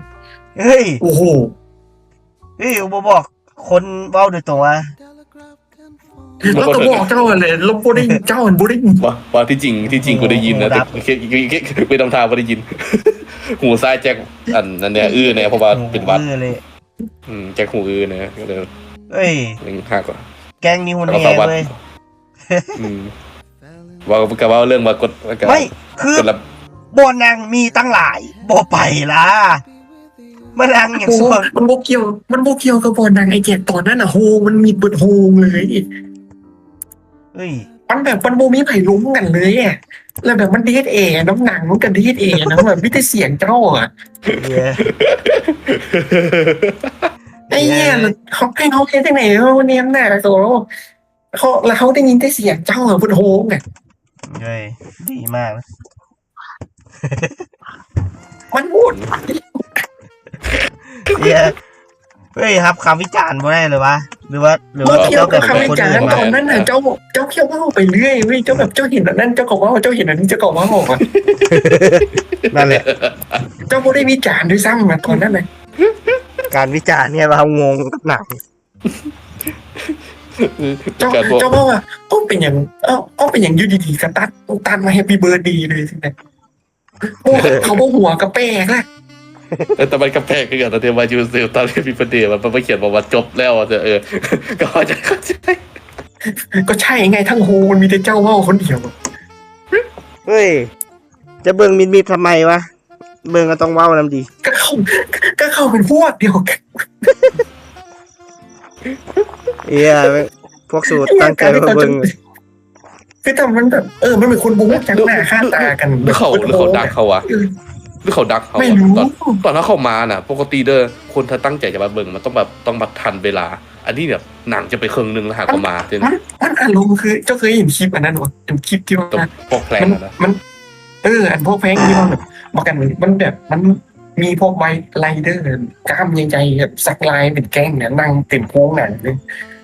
มันมีแบบคนงานเข้ามาเลยตอนนั้นเจ้าสิงห์ใจไหน เหี้ยแก๊งสเตอร์มาอย่างหนังออมบันเทิงของหนังนะ แก๊งสเตอร์มูวี่แต่ง บอกพอจูซื้ออัพเป็นอย่างของมัน เนี่ยจังซี่เนี่ยอารมณ์แม่งคือจังซี่เลยเนี่ย เป็นไรวะแต่ว่าเห็นจอ เฮียบอกให้มี เลโบ แล้วกูจะมีทำไม เอ้ยเนี่ยมันแบบนี้ เดทแอร์ แบบนี้ เนี่ยเบิดโฮงไงเขาเป็นจังซี่ไง causing them to flee in fear. มีแต่เฮาซีคนยางเข้ามาในโฮงอ่ะ They were met with intimidating ไม่ใช่แบบคล้ายๆแบบเขาคุมโฮงนี่ไปแล้วเขาเข้าไปที่เขตเขา entered alone. Despite the gangsters' เขาดักบอกว่าเพราะว่าเข้ามาน่ะ มันแบบมันจะเป็นลำเลียงเข้ามา เนี่ยถ้าเป็นผมที่เป็นแบบนี้เลย จับป๊อปคอร์นยางเข้าไปบอลนังเลย staring tactic, this man remained unfazed. Calmly, บ่สนใจไอ้เหี้ยกูซื้อปีมาแล้ว one of them to make way and sat down quietly, as if he had endured so บอ much that he was. เนี่ยคุณชิเปก็บอกนี่เลย เนี่ยคนนี้ครับเขาคือเบิดโฮงอ่ะคนนี้ไอ้แจ็คเป็นจังซี่ไงตอนนั้นน่ะ Gangsters พวก began เอาแต่ to เลย him. ตอนนั้นไอ้เองกับจะว่าเป็นอย่างของคุณเนมเป็นอย่างของคือแบบคือค่อนข้างจะเพ่งเล็งไม่เคยได้ขึ้นแบบมันบ่เป็นคนบ่เบิ่งบ่มันไผ่วะ ไอ้ เพ แบบ ราะป นี้ ก เล ติ ย นะตอนเบื้องหนังนะเขาหนึ่งหนังห่างกันสองเขาอาจจะบริท่วงแม่งขนาดมึงโบโคคอมแบทสวยนี่เขาเป็นยักษ์นางห่างกันนะเป็นจุดเป็นจุด แม่แต่ว่าอันนี้เป็นอย่างเขาคือแบบคือมาท่วงกันซะเลยตัวเว้า จุ้ง คือ เลย ว่า เป็นโบนเขาเนี่ย เดียวเลย จนรอบหนึ่งนะไอเอ็นโตลุกขึ้นเบิ่งเอ้าไอ้บนป่ายเถิงป่ายลุมบูมีเลยนะแบบปลายๆนะมันอ้อมมันเลยนะอ้อมเขาบนเลยแล้วเอ๊ะเอ้าตกลงพวกมึงเห็นอย่างกันคงที่แปลกเว้ยเดี๋ยวคนเบิ่งหน่อยว่าแน่ใจจนมาตอบตบมือมัน เพราะเราสำคัญเบิร์ดโฮงมีแต่ซีคนพวกกูดีกว่าที่เป็นคนธรรมดา อ๋อกันน่าจะมีคนมีโอ้ เห็นครูหัก2 คนอยู่ รู้สึกว่าจะมีอีกบักหนึ่งนะที่มันลุกหนีไปก่อนก่อนหนังจะฮอตครึ่งเรื่องเลยซ้ำอันนั้นก็น่าจะเป็นคนปก อัน ติ นี้จะเป็นคนแหละเพราะว่า คน คน ที่ น่าจะนั่ง เรื่องคือเขา คนน่าจะนั่งเบิ่งผลงาน จนจบอ่ะเพราะว่าคนปกติน่าจะตั้งใจอย่างก็ล้ำแล้วปุ๊บแฮปปี้เบิร์ดเดย์ทูยูแล้วน่าจะออกไปเลย อาจจะเอาไปเลยผมก็จะว่า ว่าโอเคเนี่ยยามนี้ของเขา15,000เดือนปลายนะ กูดีกว่าเสียสุขภาพจิต แล้วไปต่อจากแฮปปี้เบิร์ดเดย์คืออีกอย่างก็ซึ่งกับคนความหักตาบอดอหย่างประมาณนี้มั้งแต่จะประมาณนั้นแหละรวมๆแล้วก็ต่อไปไม่อย่างก็ตูลืมอีกแล้ววะ ต่อไปคิดฮอดเมย์ โอเคฮูเมโอเค อันนี้เกือบจะดีเสียที่มันบ่ปู่มาก่อนเพราะเกิดอย่างขึ้นเกือบจะรู้สึกซาบซึ้งนะ คนนี้น่าจะปูหลายคนนี้ ปู่ เกือบดีแล้ว ปู่บ่หลายอันนี้มันเอาไปทางมาให้เบิ่งโพสก็เลยรู้สึกว่าบ่อินแต่รู้สึกตกใจแหละรู้สึกตะลึงเข้าใจความรู้สึกนั้นเคยเป็นแต่ก็มันบ่ปู่ กระจับทางได้ตั้งแต่อย่างก็เดี๋ยวเฮ็ดให้แม่กินเด้อเอาลูกเฮ็ดเป็นแล้วว่ะมันก็เริ่มจับทางได้แหละ แม่นแต่มันบ่ปู่ต้องไปสาเหตุนะก็เลยเฮ็ดให้รู้สึกว่าบ่อินหลาย ถ้าจะให้ดีก็ปู่แน่ว่าแม่แบบดีตัวอย่าง ด้วยความที่มันเป็นละครสั้นในขั้นนั้นจะให้มันปูอย่าง แมนบ่หมายถึงแบบมันบ่คือตัว2ตัว3สหายนั่นนะกับตัวหนังกับตัวสุดท้ายนะมันมีการปูแบบบ่ได้ปูละเอียดอ่ะแต่เฮ็ดให้ฮู้ที่ไปที่มาและคาแรคเตอร์ของตัวละครนั่นน่ะปฏิแสงตัวละคร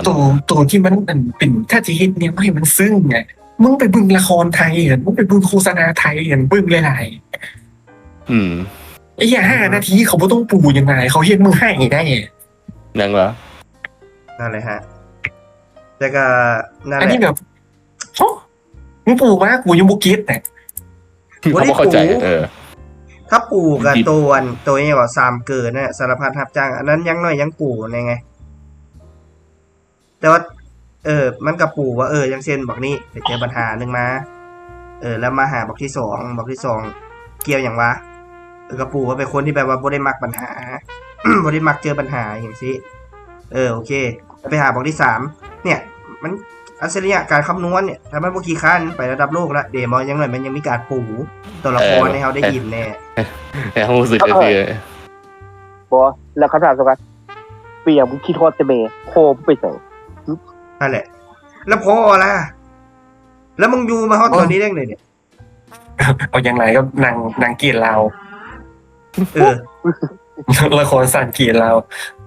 ละครสั้นจีนแนวตั้นมันยังดี ดีเดอะลาวสไตล์ ก็นั่นแหละแล้ววันนี้ต่อด้วยเรื่องคินฮอนแม่ปุ๊บกับสองเอ้ยน้องใช่ไหมสองเอ้ยน้องแมันบ่ หมอแม่ ต่อกันเลยบ่ยังบ่แม่นเนาะ อันน่ะสามคือก่อน สามเกลือ สามเกลือโอเคนะ โดยรวมๆอ่ะเพราะว่ามีการปูตัวละครแล้วก็เฮ็ดให้นึกถึงคนหนึ่งโอเคแล้วก็นั่น เห็นไหนรู้สึกว่า อันนี้เห็นไหนคือตึกของคนหนึ่ง แล้วก็เนื้อเรื่องกับมวลตลกปุกฮาแบบธรรมชาติอ่ะรู้สึกว่าธรรมชาตินะนักแสดงอหย่างเฮ็ดโตแบบปก มุ ติ มกล้องดี ธรรมชาติเลย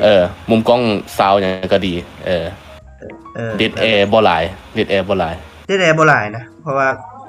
น้อยหนึงกับ ว่าหลายเอาตัวที่หนึ่งเนี่ยตัวที่หนึ่งในนี้เองยังเยอะ หลายเลยก็งงเพราะ หลายงงแล้วก็โอเคจุดประสงค์ก็คือถึงความโหดร้ายของประเทศลาวเฮาในยุคนั้นแล้วก็ความหวังอย่าทิ่มความหวังจงมีความหวังและสืบต่อกันไป ตามวัฒนธรรมฮีตของประเพณีน่าจะประมาณนั้นมั้งสิ่งที่อยากสื่อก็น่าจะสำนัก โบเกตนะเฮ็ดอีหยังซึ่งเปิดมาด้วยเรื่องนี้กูก็พอเก็ตแล้วมันเข้าใจว่ามันบ่ได้เฮ็ดไปประกวดให้ต่างชาติ ไผสิบ่ ให้เขาเบิ่งว่าซื่อถึงวัฒนธรรมไงตัวว่าครับ บ่ไผจะคุณที่เข้าใจอ่ะไผจะคุณ ไม่กูอาจจะว่าเข้าใจช่วงหลังนี่แหละ กูพยายามเข้าใจกูบ่เข้าใจ เบิ่งซัมติงอ่ะการที่จะเบิ่งซัมติงเขาควรจะฮู้ก่อนว่าเขากำลังสิเบิ่งเมียงแม่นบ่ล่ะแล้วแบบอันนี้เปิดมากูบ่ฮู้เรื่องเลยช่างมันนี่มันเนี่ยกูกำลังสิเบิ่งอีก มันการที่เขาเบิ่งหนังเขาก็ต้องหาจุดมุ่งหมายของหนังสิว่ามันจะสื่อถึงหยังหรือว่าเขากำลัง จะให้หยังกับเขา เขากำลังสิเบิ่งเมียงเนี่ยแบบ เรื่อง ถ้ามันมีซื้อเรื่องขึ้นมาสินะว่า อันนี้เป็นการสืบทอดของคนลาวอีกอย่างเนี่ยคือยังพอคิดเลยอันนี้แบบนี่ดีโพมาจะสื่ออะไร เรื่องหน่อยให้มันน้อยที่สุดอ่ะแบบผู้บรรยายอ่ะมีเสียงผู้บรรยาย ขาดอันนี้นะ บรรยายก็ดีนะว่าแบบ ข้าผู้บรรยาย แม่นเพราะว่าถ้าสังเกตหนังเก่าๆแม่พวกหนังเก่าๆของต่างประเทศเนี่ยจะมีผู้บรรยายที่จะเป็นส่วนกลางในการเล่าเพื่อให้ผู้เบิ่งสับสนแม่นนะ โอเค ดีขึ้นกันอันนี้ก็เป็นไอเดียที่ดีแต่เอาใส่ โอเคซึ่ง เขาทำมัน มาตอน3เกิดก็คือก็ให้คะแนนเต็มตัวนี้ค่อนข้างดี ต่อไปอย่างนี้วะส่งไอ้น้องเหรอ แล้วต่อไปต่อด้วย2ไอ้น้องเลยใช่ไหม หรือว่าห้องเฮียนก่อนนะห้องเฮียน พ ผี อส่งไว้น้องไก่อยู่เนี่ย ห้องเรียนผีวะ ก่อน โรงเรียนผี ก็ โรงเรียนผีขอถามดูว่าให้เบิ่งแล้วเข้าใจเนี่ยเพราะว่ากูเจอแลบจังซั่นกูบ่เข้าใจเลย กูเข้าใจ 70%ส่วนที่เหลือฟังบ่ทัน เริ่มจากกูเข้าใจ สบายหมด ก่ เล อน ย ก็คือมันเว้าถึงคำสาปอะเนาะก็คือ1:13 นาทีจะต้องถ้ามึงเฮ็ดพิธีกรรมช่วงเวลานี้มันจะเฮ็ดให้มันจะได้ผลใช่ไหม เฮ็ดพิธีกรรมมันจะเกิดทรงเวลานี้เวลาที่มีผลจะเกิด พิธีกรรมเฮ็ดจังได๋ ก็ได้ยินว่าเขียนชื่อแล้วก็ไปปักธูปว่ะบ่เข้าใจกันแบบ ง่าย ที่ บั ฟั ด ง นะคุณ อันนี้ตามที่ฟังทันเด้อเขียนชื่อแล้วเฮ็ดอย่างสักอย่างอันนี้ฟังบ่ทันอันนี้การกระทำได้เห็นแต่ว่าต้องเขียนชื่อคนนั้นไว้แล้วมันย่างไปห้องอย่างสักอย่างนี่แหละแล้วก็เฮ็ดพิธีกรรมอย่างต่างๆซึ่งโบฟังบ่ทันเห็นแต่ภาพเห็นแต่ภาพ บ่ปัญหาบูลลี่แล้วเล่นของด้วยกันแฮงขนาดนั้นเลยมันให้แฮงถึงขนาดนั้นเลย ก็นั่นแหละคือแบบจังไหนวะกูถูกศาสตร์แลบมาใส่แล้วแบบคล้ายๆคือแบบมันได้เป็นผีวันนี้มันได้เป็นจะเกิดเหตุการณ์แบบนี้แล้วมันก็เคยเกิดแบบนั้นมันได้เกิดแบบนี้นะมันได้เกิดแบบนี้มันเกิดมันได้นะ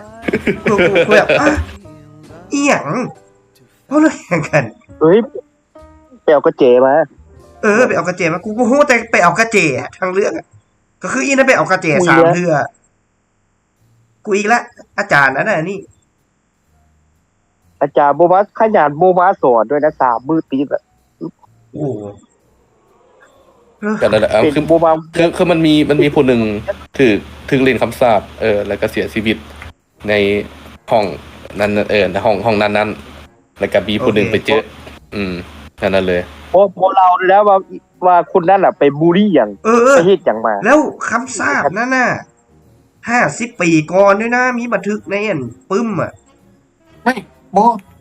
มันบอกว่าทางอีทบอกว่า10 ปีแต่ต่อมาไปเจอนี่มันถึงบอกว่า50 มันโดดขนาดนั้นถ้าโดดขนาดนั้นระดับนั้นเลยเนี่ย ปี1976แล้วนะ หาก็ปลดปล่อยแล้วนะ บูลลี่กันนะขนาดนั้นเลย เป็นอย่าง กูเชื่อว่า50 ปีก่อนกูเชื่อว่า50 ปีก่อนผมว่าอาจจะบูลลี่กันนักขนาดนั้น เท่เหรอวะหาก็ปลดปล่อยพวกเขานี่โคตรฮักกันเลยนะคนลาวอะ เดี๋ยว บอก นะ คงเฮียจะโบด่ามีอย่างนั้นบูลลี่อย่างกันวะ บอก บูลลี่อย่างกัน มึงมีแฟ้มบทบันทึก50 ปีก่อนในโรงเรียนก็คือโรงเรียนที่อยู่ตั้ง50 ปี บอกร้านแพมบนมันถึง50 ปีก่อนมันอยู่เฮ็ดเหี้ยอย่างในห้องเก็บเครื่องเก่าๆนี่ ห้องล็อกตายห้องล็อกตายไอ้ที่แบบแทบบ่มีใครสนใจ แล้วประเทศไทยคิดว่าอันโรงเรียนนี่นะอยู่50 ปีแล้วเหรอ ห้องล็อกตาที่มีกระเจไข่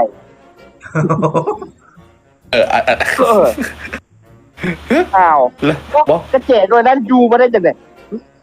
นั่นแหละฮะเอ้ยอาจจะเปลี่ยนประตูใหม่กันเลยนะ อันพวก เปลี่ยนประตูไปในห้องล็อกตาย อันพวกที่เห็นมูยืนดีกันย่างออกห้องแต่นะกับพวกนั้นไปเบิ่งเนี่ยว่าไปเฮ็ดหยัง มันเริ่มจากผู้หญิงคนหนึ่งในกลุ่มเห็นหมู่คนหนึ่งย่างออกไป แล้วก็ย่างไปตามปุ๊บเข้าไปในห้องเจอผีจับหลังเลยแล้วก็ปิดประตูแล้วก็แล้วกูฮะเดี๋ยวผีมาจับมึงด้วยเหตุผลอย่างนะ หรือได้เป็นการคำสาบเราเล่นผลแล้วใส่คำสาบแล้ว หรือว่าได้ยินปุ๊บเมื่อต่อมาร้องเฮดใส่สิว่าแล้วเล่นก็ถือผีน้ำไปแล้วผีก็โอเคกูว่าแค่นะสากจำสแกร์มีไผ่ในกลุ่มเขาตื่นบอก กูนิดนึง เขาตื่นไอ้แค่เขาตื่นนั่นไอ้นี่อีกคนข้างๆมันตื่นเนี่ย มันกูบอกแค่นะกูบ่ตื่นจักช็อตเลยหรือว่ากูต้านทานกูสูงโคตรหรือจังไหนกูบ่เข้าใจ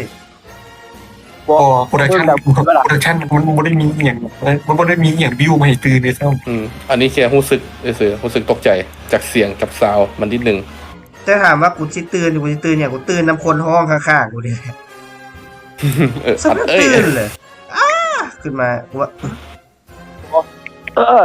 ที่แล้วก็เรื่องเวลา13นี่มันฆ่ากันสวยนี่ว่ะ เอากันสวยเลยเหรอ มาเล่นคำนั้นเด้13เด้สุกที่13แล้วเอา13แทน ซูโมเฮียนเหรอ1:13มันเฮียนหนังสืออยู่แหละซูโมเฮียน สุบเขาเฮียนเลยบ่าย1 โมงที่โมงเขาเฮียนเนาะ 1:13ยังเลิกลิ้นอยู่ โอ้ยเลิกเรียนอยู่เข้า1 โมงครึ่ง เขาเฮียน1 โมงครึ่ง ก็เลยสุกว่าอยู่หรือซูโมไปเฮ็ดอื่นเด้อ ก็คือมันคือขังแล้วก็ถือผีมาโลกแล้วทุกคนก็ไปล้มกันแล้วหลังจากนั้นโอเคกูบ่เข้าใจอย่างเลยต่อจากนั้นก็คือเขาอุ้มมันมีอันบักอันนึงเนาะมันกอดอีนั่นไว้แล้วแม่งบทสนทนาที่ล้มกันอีนั่นจนเซาย่านไปแล้วกูจนแบบมึงปล่อยมันเถอะกูว่ามันเซาย่านแหละเพราะมึงล้มกันยาวขนาดนี้แล้วแม่งโป๊กคำว่าแบบปั๊บแบบอารมณ์แบบแอร์ถามหน่อยว่าต้องให้ฮิปเว้าอย่างประมาณนี้มันก็เลยแบบบ่มีอารมณ์ในคำเว้าเลยมันรู้สึกแบบ NPC ในเกมเว้าไปเลยมึงเข้าใจไหมตัวสิ่งนี้สิ่งที่เขาจะซื้อหรือเว้ากูงงเลย เป็นหลายการว่ารีดแข็ง แล้วปี้พอสรุปได้ไหม ว่าผีเนี่ยมันสรุปมันทำงานจังได๋สรุปพอจะคิดอยู่ก็คือผีอ่ะมันเนี่ยเนาะ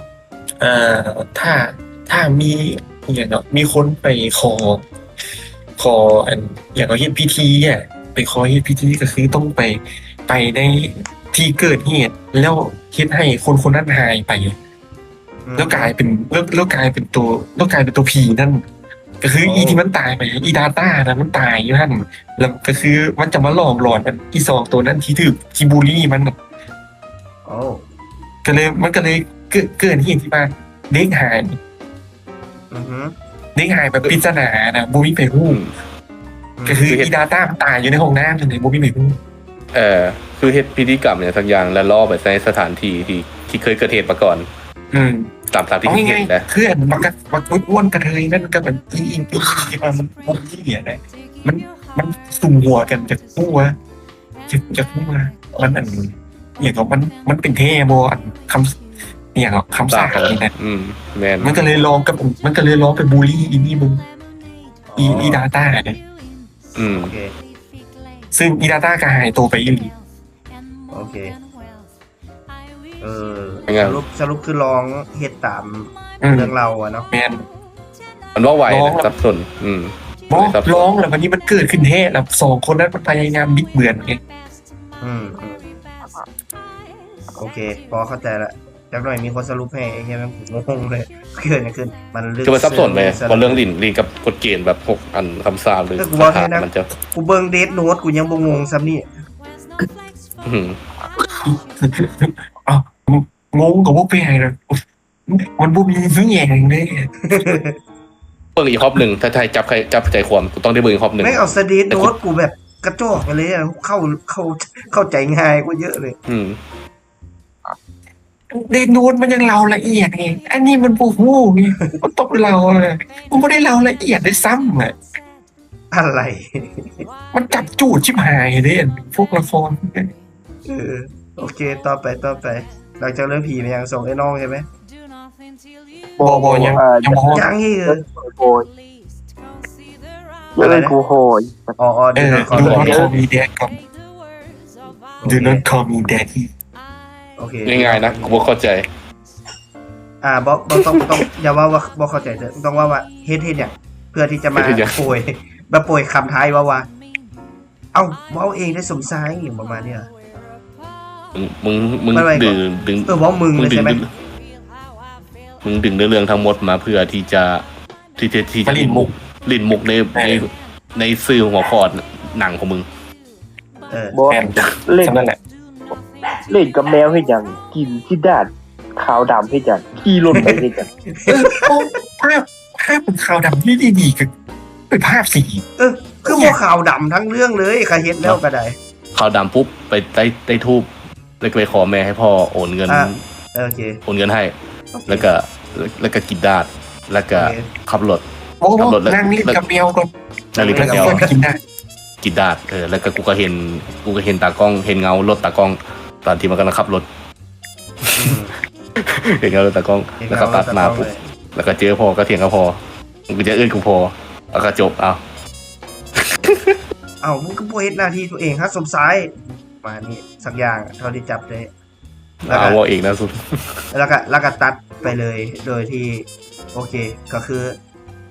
อารมณ์แบบให้มันเข้าคอนเซ็ปต์แชปเตอร์ที่มึงเขียนขึ้นมาว่าดู กูไม่ น็อต อันนี้กูไม่เข้าใจเต็มสิบ เอาเลยนะต่อให้เบิ่งคืนประมาณสัก 2-3 เทื่อรีวิวกลับไปกลับมากูก็ยังจะเข้าใจบ่ได้ว่ามันจะซื้อถึงหยัง กับเพื่อมุกเดียวไงปูทั้งหมดเพื่อมุกเดียว เข้าใจแต่ว่ามันจะดินมุกตามซื้อ ซึ่ง หนังมาให้ เคยคิดไหมว่ามันเสียเวลาคนที่เขาเบิ่งไหมปู่ทั้งเบิร์ดเพื่อเล่นมุกเดียว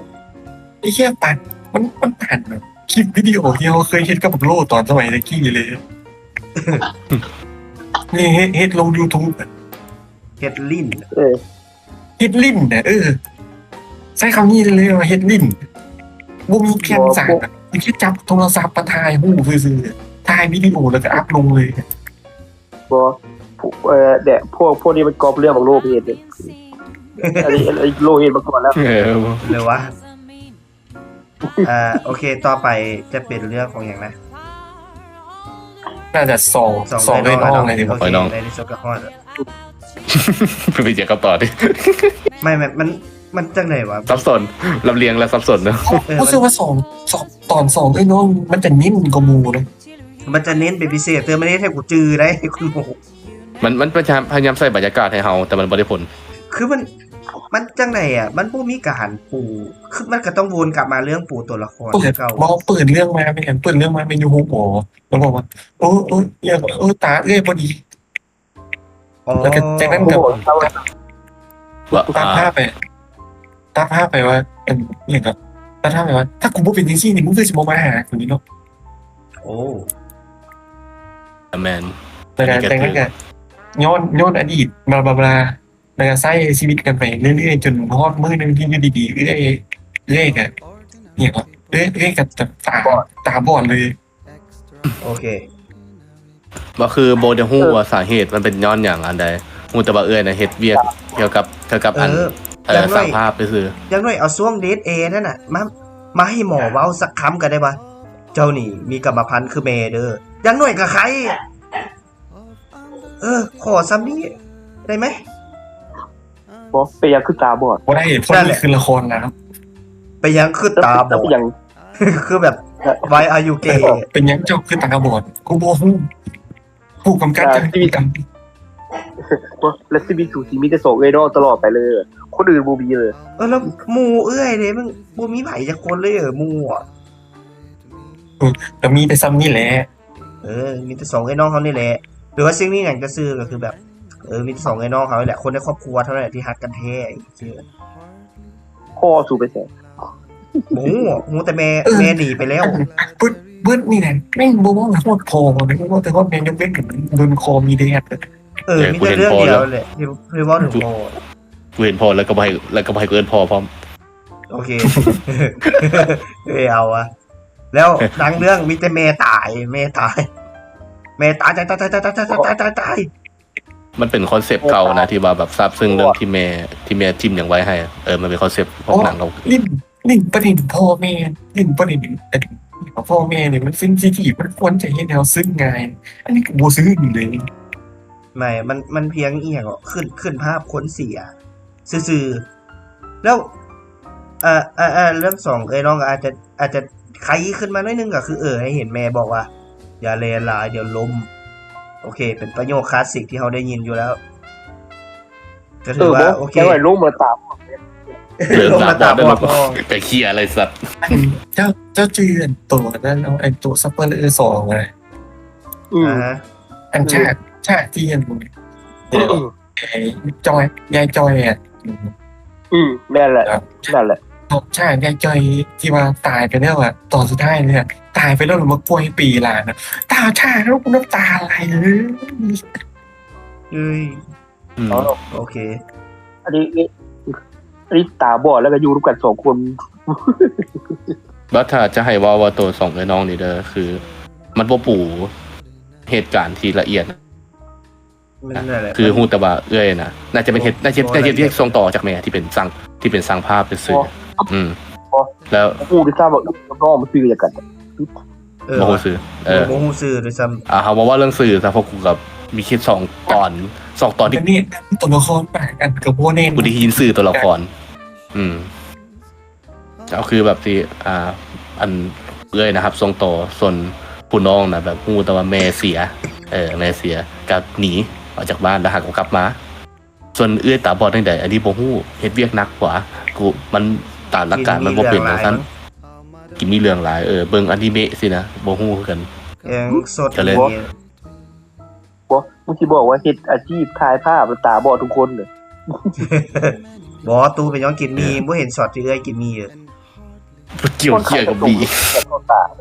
กินมีหลายแล้วตาบอดเด้ ก็เรียกว่า ลูกมันต้องประตูเล็กวะไข่เข้าไข่ยากเพราะเศษเล็กกระเด็นเข้าตามันพยายามให้เฮาทราบซึ้งกับบรรยากาศแต่ว่ามันบ่ปูว่าเกิดอะไรขึ้นเฮาบ่ได้ฮู้ที่ไปที่มาของเหตุการณ์ท้ายแล้วค่อยมาบอกตอนท้ายแล้วฮะแล้วคุณจะอินในช่วงเวลาเท่าไหร่1 นาทีปลายๆเลยให้กูอินอารมณ์แบบกูมีเวลา1 นาทีปลายๆนะต่อจากนี้มึงจะอินหรือบ่อารมณ์ประมาณนี้ตอนท้ายแล้วค่อยมาบอกตัวแล้วกูบ่อินครับอยู่ซื้อแล้วตาบอดกูบ่อินนั่นแม่นั่นอันนั้นบ่มักบ่เดียวบ่อินคือเอาแง่อื่นก็ได้ที่บ่เกี่ยวกับตาบอดนะ ว่าเอาแง่อื่นก็ได้ในที่บ่ต้องใส่ตาบอดนะไม่อยากว่ากินกุ้งดิบมันสามารถซับซึ้งได้โดยที่บ่ต้องใส่ตาบอดก็ได้แล้วไม่เห็นประเด็นตามหัวซ้ำกันซองกันนะโอ้กินกุ้งหลายเลยเนี่ยฮะกุ้งดิบแต่ว่าครูเซน้ำปลาแต่ว่าครูแรกที่ตาบอดแล้วรักษาได้โอเคดีแต่แต่กูยังค้าใจเรื่องอีตาบอดนั้นมันเต้นจนเขาหนีไปแล้วก็ยังเต้นอยู่แล้วมึงบ่คิดจะบอกมันเนี่ยว่าเขาออกเขากลับบ้านไปแล้วป่ะเขาไปเต้นในเฮือนอันนี้ในสายตาที่กูรู้สึกเด้อความซับซึ้งในเวลานี้ที่แบบต่อให้เราเต้นอยู่ผู้เดียวแต่ในสายตากูใจกูก็รู้สึกเราเป็นโรคทำไมมึงก็เห็นแก่แขกแน่ไอ้สัตว์เขาเบื่อเขาบอกเขาร้ายก็ให้น้องมาทับฮู้แน่ว่าแขกกลับแล้วแม่นเราปล่อยให้มันเต้นจนเศร้าเลยมันอิ่มไงมันอิ่มที่จริงน้องก็ถือมาแบบตีกับฮูเพลงหูนวกยูซีกับพี่เสียงเลยแล้วเพลงหูนวกว่าแม่เพลงหูนวกแล้วสอนนางเอกเว้ายังบ่ได้ยินมันเว้าอะไรนางเอกได้ยินกลัวไม่ดับกลัวไม่เมงดับพี่แล้วจบแล้วเนาะเรื่องสองไอ้น้องโอเคไปไฮไลท์เลยตอนนี้ตัวสุดท้ายโอเคนะสุดท้ายเลยปิดท้ายได้ค่อนข้างโอเคชีวิตวัยรุ่นก่อนเสียงจบแบบชีวิตช่วงเฮียนช่วงเสียงแล้วก็ความผิดหวังก็ตอนเสียงก็โอเคก็มุกตลกก็ได้นะผ่านอยู่ความผิดหวังแต่ยังแบบสุดท้ายกันยังแบบมีมูมาให้กำลังใจว่าปลอบใจกันอาจจะแปลกๆเลยให้กำลังใจซึ่งมากับปอบด้วยมุกเก๋แหละมุกเก๋โดยมุกคือแบบแบบคนดูดีเล่นกันน่าจะเก็ตแหละประเด็นคือแบบบุเข้าใจในฉากในผับมัน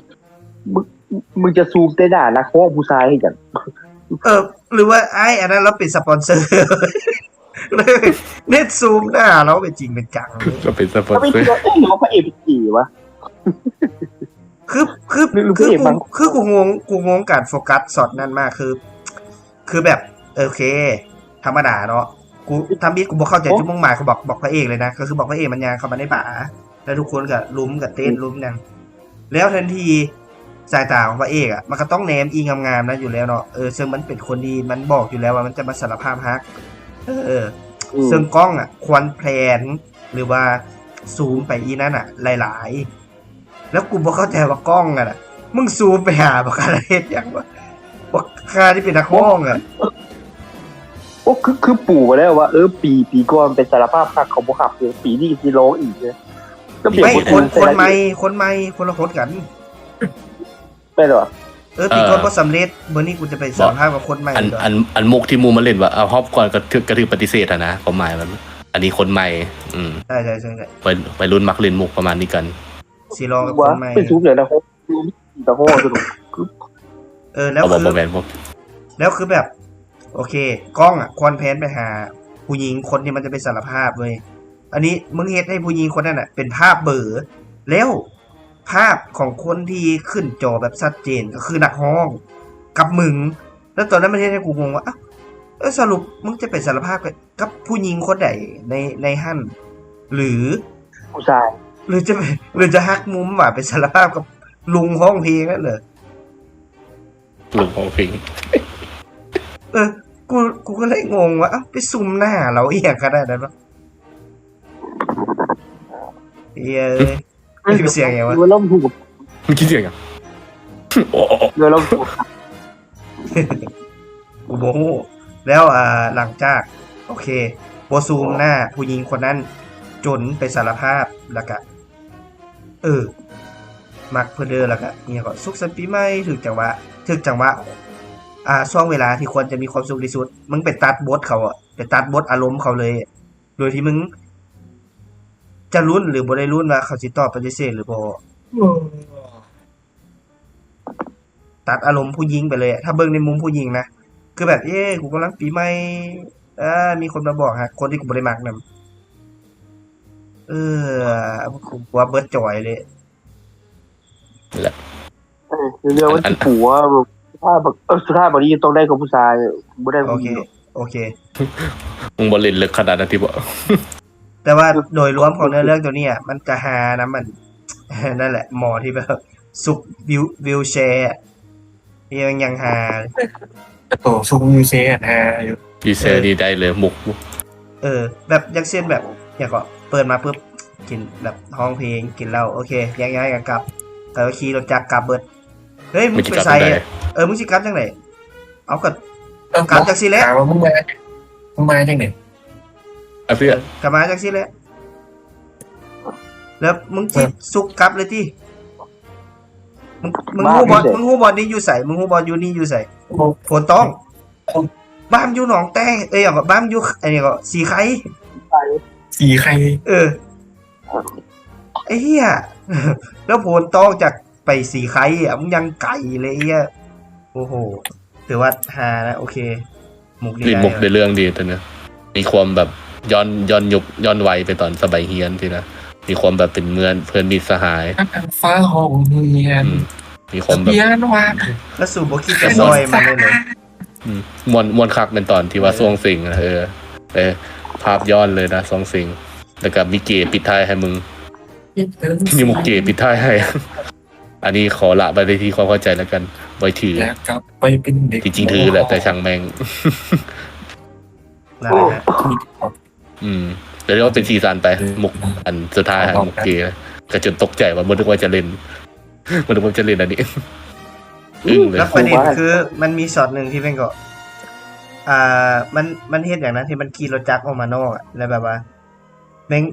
ผ่านหน้าบ้านบอกตาแล้วแบบ แล้วแบบเห็นมันซุกวิวเซ สุกวิวเซ อันนั้นมันกำลังขี่ไปงานไหม บ่คือคงหัวว่า ที่ออกอากาศ มันออกมาแล้วมันยังบอกฮอดบ้านสำนะมันก็จะบอกคือมันสุกมันจะบอกฮอดบ้าน5 นาทีอ้อมมาจาก3-4 รอบแล้วนะ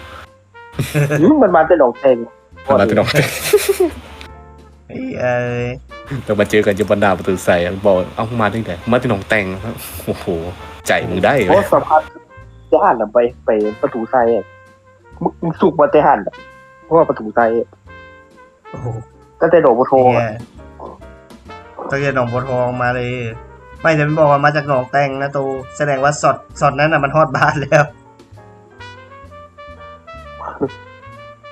มันจะสุกวิวเซเจอกันแล้วบางครั้งก็ไปนางประตูไซแสดงว่าต้องน้ำไปประตูไซ แล้วก็น้ำไปประตูไซด์ไปปอบใจมูเฮ้ยบ่ต้องห่วงเฮ้ยห่วงอาจจะบ่เหมาะกับผู้หญิงก็ได้เป็นมึงได้บ่อยอ่ะ โล ยังนึกถึงคนนึงเลยมึงก็รอเลยเตอร์ มึงก็รอนะเอ้ยอย่างนั้นมันกลัวมึงก็รอ สอ เลย งคน ก็ล้มกัน2 คนไงมึงก็รอได้เตอร์ ใครเนี่ยไม่ได้อัดไว้แต่มีฟุตเทจแล้วเนี่ย แล้วก็ปิดท้ายด้วยแบบมุกไก่มันก็จับขากันรูปขากันโอเค เลยเจ็บขาอยู่แหมงเอ้ยมึงพยายามให้กูคิดใช่ไหมเฮียหนังที่กูพยายามบ่คิดเนี่ยไม่เห็นมุกให้กูคิด เก็บคออยู่ ขามันจะมวยโคกไอ้วอแมน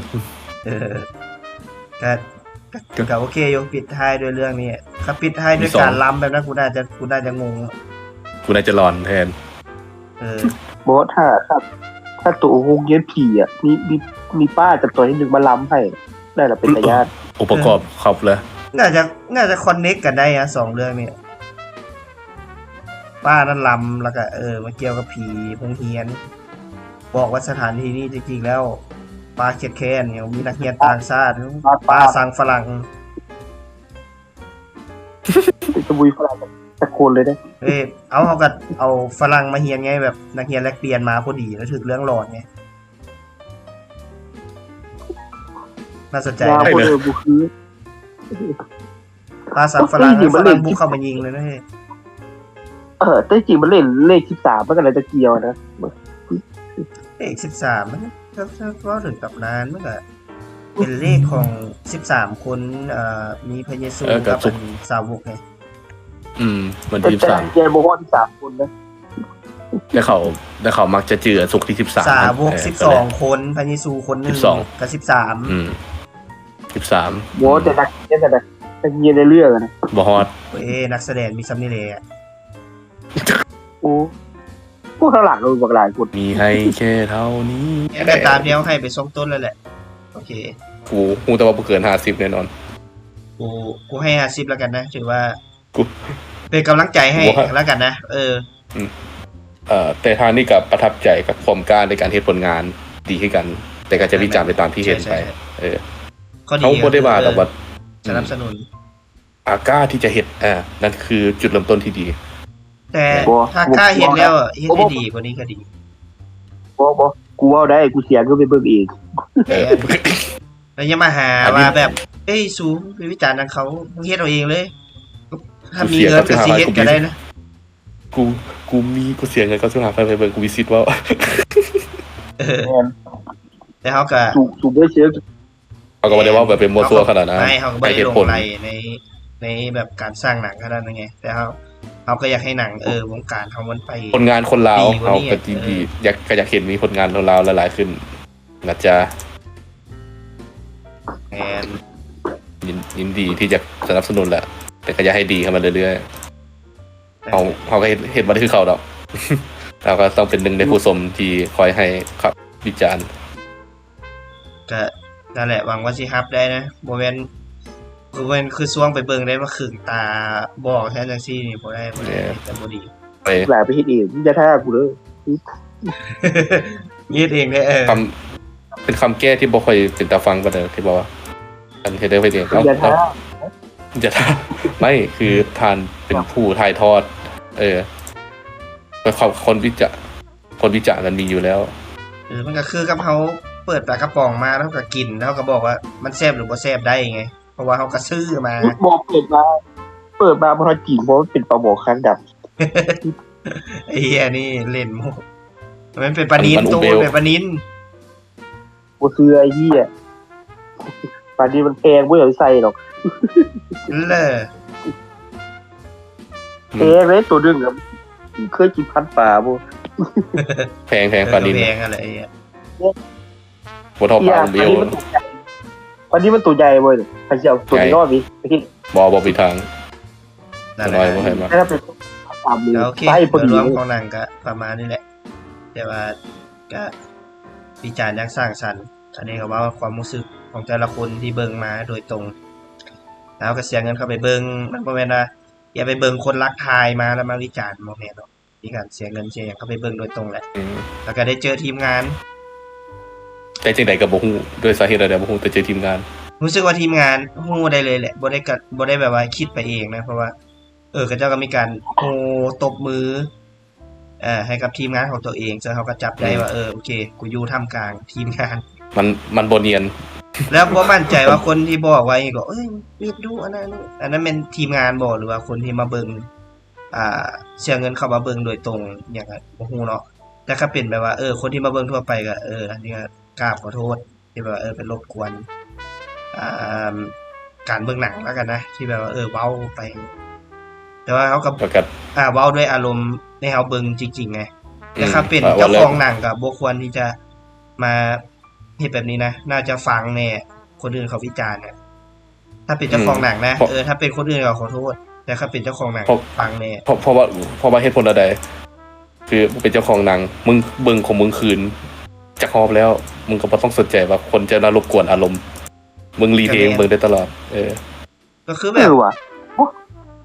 ตู่ว่าต่อถ้าเป็นเจ้าของหนังแล้วมาเบิ่งหอบนี่อ่ะ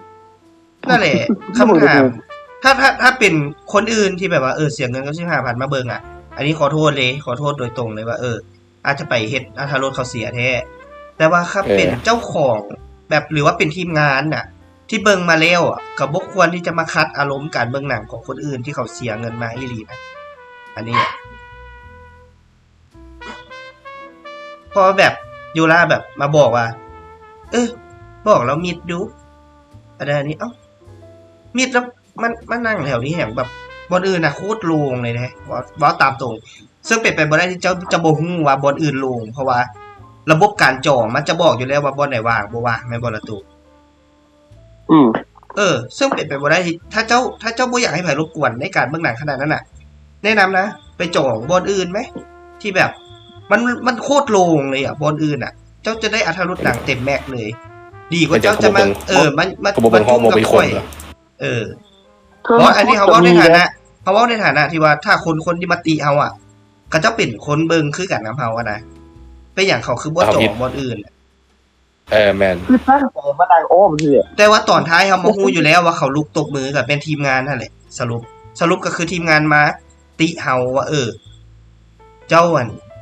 อย่าเซลหลายเวลาเบิ่งหนังอะไรนี่เอากับพวกเจ้าเบิ่งไปแล้วค่อยอินกับหนังค่อยมันก็เป็นการอินในอารมณ์ของค่อยอยากวิจารณ์หนังในแบบของค่อย เพราะว่า ทาน มันก็ เพราะ เรื่อง ทาน ของ เบิ่ง ค่อย อยู่แล้วเพราะทานก็ต้องเทสอยู่แล้วเห็นอยู่แล้วเราบ่เกี่ยวกับอรรถรสตอนเนี้ย บ่ถ้าเบิ่งไปแล้วถ้าเบิ่งไปแล้วไปจากตอนนั้นเสียงบ่มีซับบ่ใส่ กูเลยแบบงงอ่ะ แบบเฮากลับมาเบิ่งหนังบอกว่าแล้ว ทั้งถึ เว้าง ก็ บ่ มี มีสิท ถึง ธิ์โอกาสเลยทั้งถึงก็มี ถึงบ่ไปดังทั้งเบิดว่าอยู่หั่นว่า เพราะมึงเจ้าของเออ โอ้โหบ่ไปดังอ้อมบ่เฮ็ดหยัง นั่นแหละทั้งถึงมีโคตรหลายเลยบ่ไป จะตกใจว่าที่ว่าเขาว่าทวงว่าซั่นถ้าเป็นคนเบิ่งเขาผิดแท้ถ้าเป็นคนเบิ่งปกติเป็นบ่ถึงแท้ คนโจงอะมีโคตรหลายเลยคนอื่นน่ะถ้ามักส่วนตัวขนาดนั้นนะตอนแรกที่มึงจองอ่ะมึงเห็นบ่ตู ตอนจอ ตอนจองมึงเห็นที่นางบ่ กับกูจอกตอนบ่มีคนมันก็มีอยู่แถวข้างกลางเขามีตัวเทิงหัวเขาแถวนึงประมาณ 4-5 คน ตอนที่เห็นใช่ไหม แม้ตอนจอกอ่ะ อ๋อโอเคยูล่ากับ อันนี้มัน ยู จะ ล่าก็มาหุ้มเลย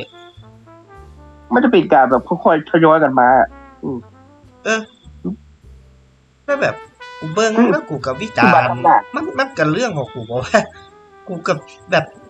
มันเสียงดังขนาดนั้นเลยกูว่ากูก็ไม่ได้ว่าดังนะ จริงๆมันก็ดังแหละแต่กูบ่สำหรับกูบ่ซีเรียสแต่กูตกใจที่เขามาทวงลักษณะบอกให้เรามิดแน่สินะ หรือถ้ามันดังกับไปโซนอื่นไหมแต่มันเกิดแม่นความปี้แหละที่ว่าเองก็มันถือแบบหนังมันมีช่วงเดทแอร์หลายประมาณนี้จังหวะมันเดทแอร์ถึงขั้นเฮาลมกันได้ยาวได้ขนาดนั้นนะ มันจะมีสัดส่วนหลายจนแบบว่าบทเว้าหลายๆช่วงอ่ะแม่งจะออกให้แบบเขาได้ยินแต่มันก็ดีนี่ถ้าเป็นทีมงานกับฟังไว้ไงคนที่เขามาเบิ่งแท้ๆเขาคิดแบบใด เดี๋ยวฮู้ไงว่า ควรจะทิ่มอีโก้ลงไปแน่ บ่ขนาดเบิ่งกันบ่เท่ากับแบบก็สวยทั้งค่าทั้งถึงยังว่าก็เหี้ยบ่ดังแย่อะไร แมนมันก็แบบ Mortal Kombat เนาะที่ไปเบิ่งอ่ะอย่างน้อยเขาก็นั่งคนละแจอันนี้มันก็จะบ่มีปัญหาเรื่องการรบกวนไงแต่กับว่าบ่ได้หรอกเพราะว่าหนัง Mortal Kombat มันเป็นหนังแบบระดับฮอลลีวูดมั้งเรื่องเสียงเรื่องอย่างเขาก็จะบ่ปล่อยให้มีเดทแอร์เดทไทม์หลายดอก บ่ประมาณนั้นละคร ป แบบ ระมาณนั่นแหละสิ่งที่ว่าประส วัน บการณ์ เรื่องหนังทั่วไปหนังปกตินะแอนโอเคก็ เลยว่า ประมาณนี้แหละ แต่ก็ตกใจอยู่ดีละที่ว่าถ้าทีมงานบ่บอกว่าซั่นนะเพราะมันบ่แม่นคนเบิ่งเพราะว่าทีมงานก็คือต้องได้เห็นหนังตัวเองนะหลายฮอบเติบแล้ว ถ้าเจ้าสิเข้ามาเพื่อเบิ่งควรจะเบิ่งแบบช่วงก่อนสายมื้อนึงอ่ะเจ้าก็ต้องได้ลมกับโหถ้าเจ้าสิเบิ่งแบบว่าเป็นแบบทีมงานของผู้กำกับหรืออย่างก็แล้วแต่แล้วปล่อยให้คนที่เขามาเบิ่งแท้ๆเขาเอนจอยกับหนังดีกว่าบ่แม่นว่าเจ้าสิมาซุ่มเข้าฮอบสายแล้วแบบไอ้เหี้ยนี่เว้าบ่ถูกว่าอีหยังบ่ถูกหูว่าไอ้เหี้ยมิดดีอีหยังประมาณมันก็บ่ได้แม่นบ่ล่ะ มันบ่เอาตามตรงนะมันมีเหตุผลอย่างที่ต้องให้ทีมงานมาเบิ่งเองเพราะมึงก็มีไฟล์หนังอยู่แล้วนี่ มีไฟล์วิดีโอฟุตเทจอยู่แล้วนี่ก็นั่นแหละ ออกทานมีอยู่แล้วนี่ก็เลยแล้วมันจะเป็นอย่างมันต้องมีเหตุผลใดๆที่ต้องมานั่งเบิ่งอยู่นี่ ก็ยังว่าแล้วน่าจะอยากเบิ่งรีแอคชั่นของผู้เบิ่งละมั้งบ่อันนี้บ่เป็นมีกี่ว่ากระทึกแต่เข้าใจว่าอย่างเบิ่งแต่อันนี้มันเว้ามันอันนี้เว้าสแจ็คเลยได้ป่ะมิดดิให้มิดเลยอันนี้มันลุกล้ำแล้วอันนี้มันลุกล้ำสิทธิแล้วอันนี้ อันนี้มาจากเบิ่งรีแอคชั่นก็คือมันก็ต้องปล่อยให้คนเบิ่งรีแอคไปดิรี ไม่ แล้ ถ้าว บอกมา ถ้ากู ว่า ใช้เสียงดังระดับแบบว่าไอ้เฮียคือไอ้เฮียนฆ่าขี้กับเธอคือกูดังระดับนั้นน่ะกูเว้าแบบนั้นน่ะมันเป็นตะเว้าอยู่ดอกไอ้กูก็ว่าแบบมันไม่อยากเป็นจังซั่นวะไม่ใช่นี่วะก็เสียงซ้ำนิดนึงและไอ้เอียงก็ไอ้ลุงสองฝากอะฝากซ้ายฝากขวาที่เป็นฆ่าขี้กับเธออะ คากิเธออัน อั คาน กิ นั้น เธ เสีย อง ดังกูเยอะมาก อันนั้นลุมถึงเลย เว้ย ว่ามัน บ่ เป็น ได้ มันเป็นห้องเงียบเนี่ยอาจจะเบานะเดี๋ยว เป็ เบิ่ น ง ห้อง เล เงีย ย บเนี่ย หนังมันเงียบอ่ะ เสียงก็ว่าได้ดอกว่าจะดังหรือเปล่าเพราะมันห้องมันเงียบและเทสแอร์มันดน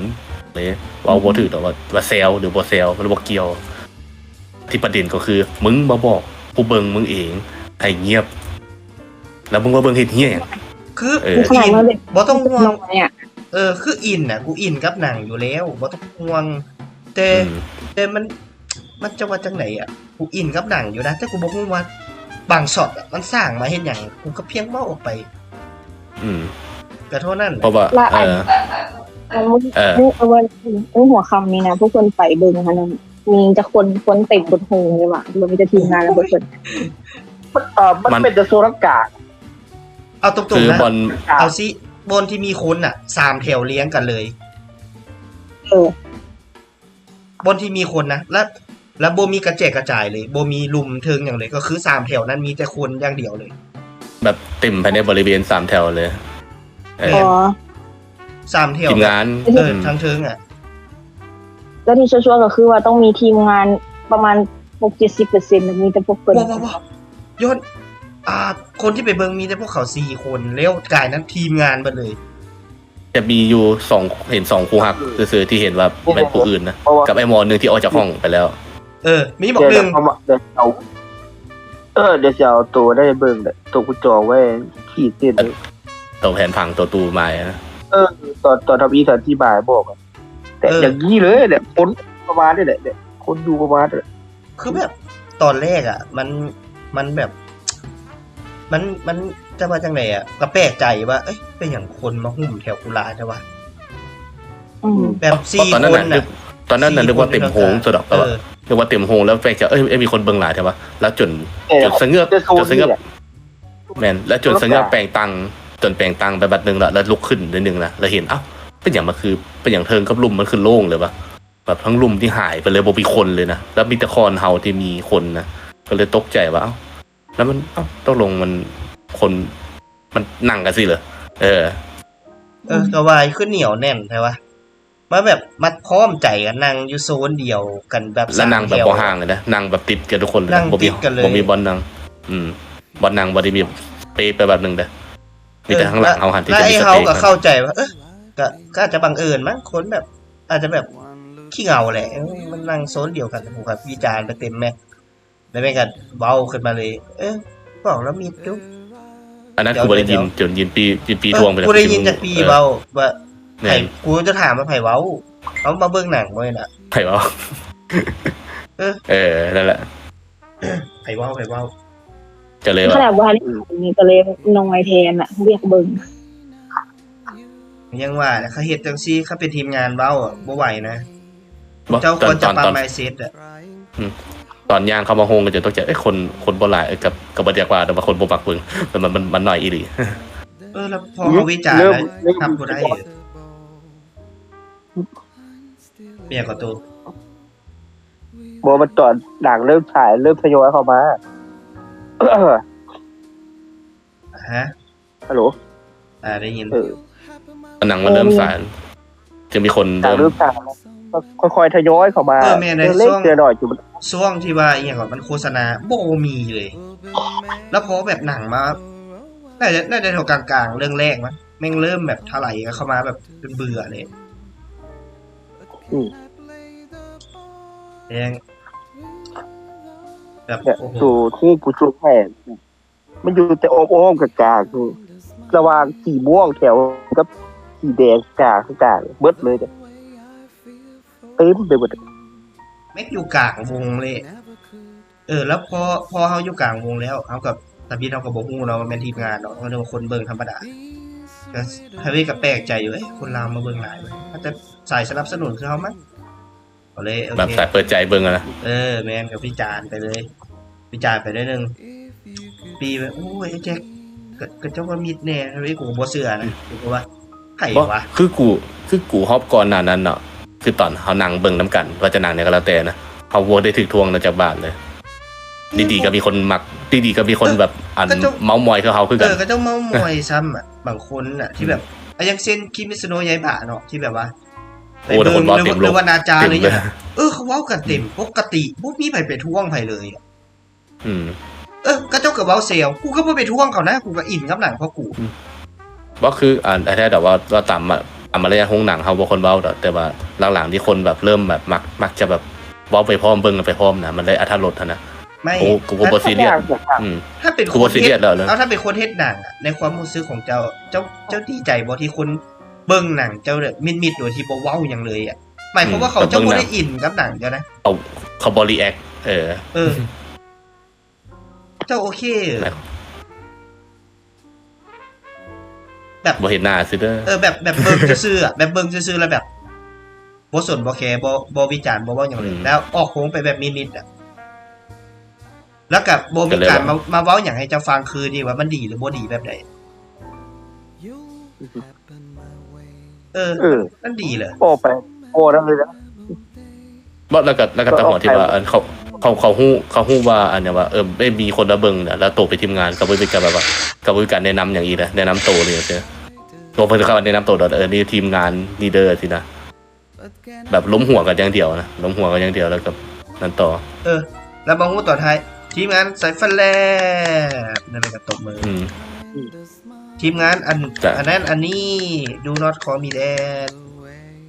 กูก็งงเลยกูก็งงมึนตึ๊บเลยเอ้าเป็นอย่างอยู่ซื้อตบมือเอ้าอันนี้ทีมดังเลยกูพลาดข่าวเลย กูบ่ฮู้หยังเลย บ่ใจจ้ะบ่ถ้าผู้ชิบาเลยบ่พาอาจารย์มาเบิ่งได้เลยแค่จ่าว่าบ่ได้โอ้นี่บ่ดีเด้อนี่จะสร้างนี่บ่ดีเด้อบ่เลยมาเลยโอ้ ฮู้ดอกว่าเขาเฮ็ดผลงานเนี่ยเขาก็อวยผลงานตัวเองเขาแหละแต่ว่าเขาต้องฟังจากคำวิจารณ์จากคนสำคัญคือจากผู้อื่นนี่แหละเขาเฮ็ดผลงานนะ ถ้าจะเฮ็ดหนังน่ะมันเป็นหนังที่เฮ็ดให้หลายคนเบิ่งถ้าเจ้าอยากให้มันดีก็ควรจะเฮ็ดฟังเลยนะ เฮ็ดหนังเข้าโฮงตัว หนังเข้าโรง เฮ็ดหนังไว้เบิ่ง บ่เป็นหนัง TikTok เด้ บ่เป็นหนังไร้สติเลยสัตว์ หนังไทยสติบ่ฮู้ ก็นั่นแหละ เขาไป วิจารณ์เนี่ยบ่ได้เลยแล้วแบบต้องมาบังคับกันแบบนั้นเลยอ่ะ บีบคอเลยอ่ะ ถ้าเป็นเขาแน่จะลึกเลยอ่ะคันว่าสนาแท้เลยเสียลงกระบาดอ่ะ ไม่ครับตอนนั้นน่ะถ้าปีว่าอีหยังก็ว่าอีหยังก็กระเจ้าว่าให้ไอ้มิดอ่ะน่าจะออกโฮงเลยตอนนั้นน่ะ แม่เขาออกทันทีนะถ้ามันเขา ก็ยังว่า คนทั่วไปเขาบ่ได้ยุ่งเรื่องชาวบ้านอยู่แล้วอีกอย่างมันอรรถรสของหนัง แล้วสอดที่ปีว่าอย่างก็แบบโอ้ยแจ็คเขานกทอไอ้แจ็คมิดดูกระเจ้าว่าอย่างไอ้เจ้าเซลโคตรอันนั้นกูงงเลย ก็ตกใจเอ้าเป็นอย่างวะกูพยายามแนมแล้วเกิดอย่างขึ้นเป็นอย่างแล้วคุณยินพี่ว่ามีคนท่วงมีคนแนมมาสั่นกูก็แนมอยู่ ไผ่ กูรู้สึกกูพยายามแนมไผ่แนมปะมันจะแบบแนมแบบลบตากูแบบกูก็เห็นอยู่ แล้วประเด็นคือกูไปเห็นมันมีบักอันนึงอ่ะอยู่ทั้งครัวกูอะตูมึงเห็นบ่ที่กูท่วงอ่ะเดี๋ยวมันมีคนแนมมันน่ะคือบอกอันนั้นน่ะมันแนมกูตาบ่กระพริบเลย15นาทีไม่เป็นอย่างวะอะไรแนมคืออย่างไงแนมคือแบบวิจารณ์แฮงพูดอย่างเดียว วิจารณ์ออกมาวิจารณ์นี่กูจ้องอย่างนะวิจารณ์กูจ้อง ขายมันออกมา เป็นอย่างว่าบ่ได้เคยเป็นอย่างซี่อ่ะคนอื่นเขาสิบ่กล้าสนับสนุนหนังแล้วนะ ดีเนาะบ่มีหลายคนในหันเนาะมีแต่เฮาคือ ทั้งว่าแหละ คือว่าถ้ามีคนแบบเดือดร้อนกับการเฮ็ดจังซี่นะ ก็แน อาจจะ ม มีชอบมัน แนมเกินหน้าเกินตา โบมีผู้ชายโบมีเด็กน้อยคือยังหน่อยถ้าแบรนด์มีแต่วัยรุ่นน่ะ เปลี่ย คื น อ แล้ จังหน่อยมันต้องมีแบบยันโบะโวยวาย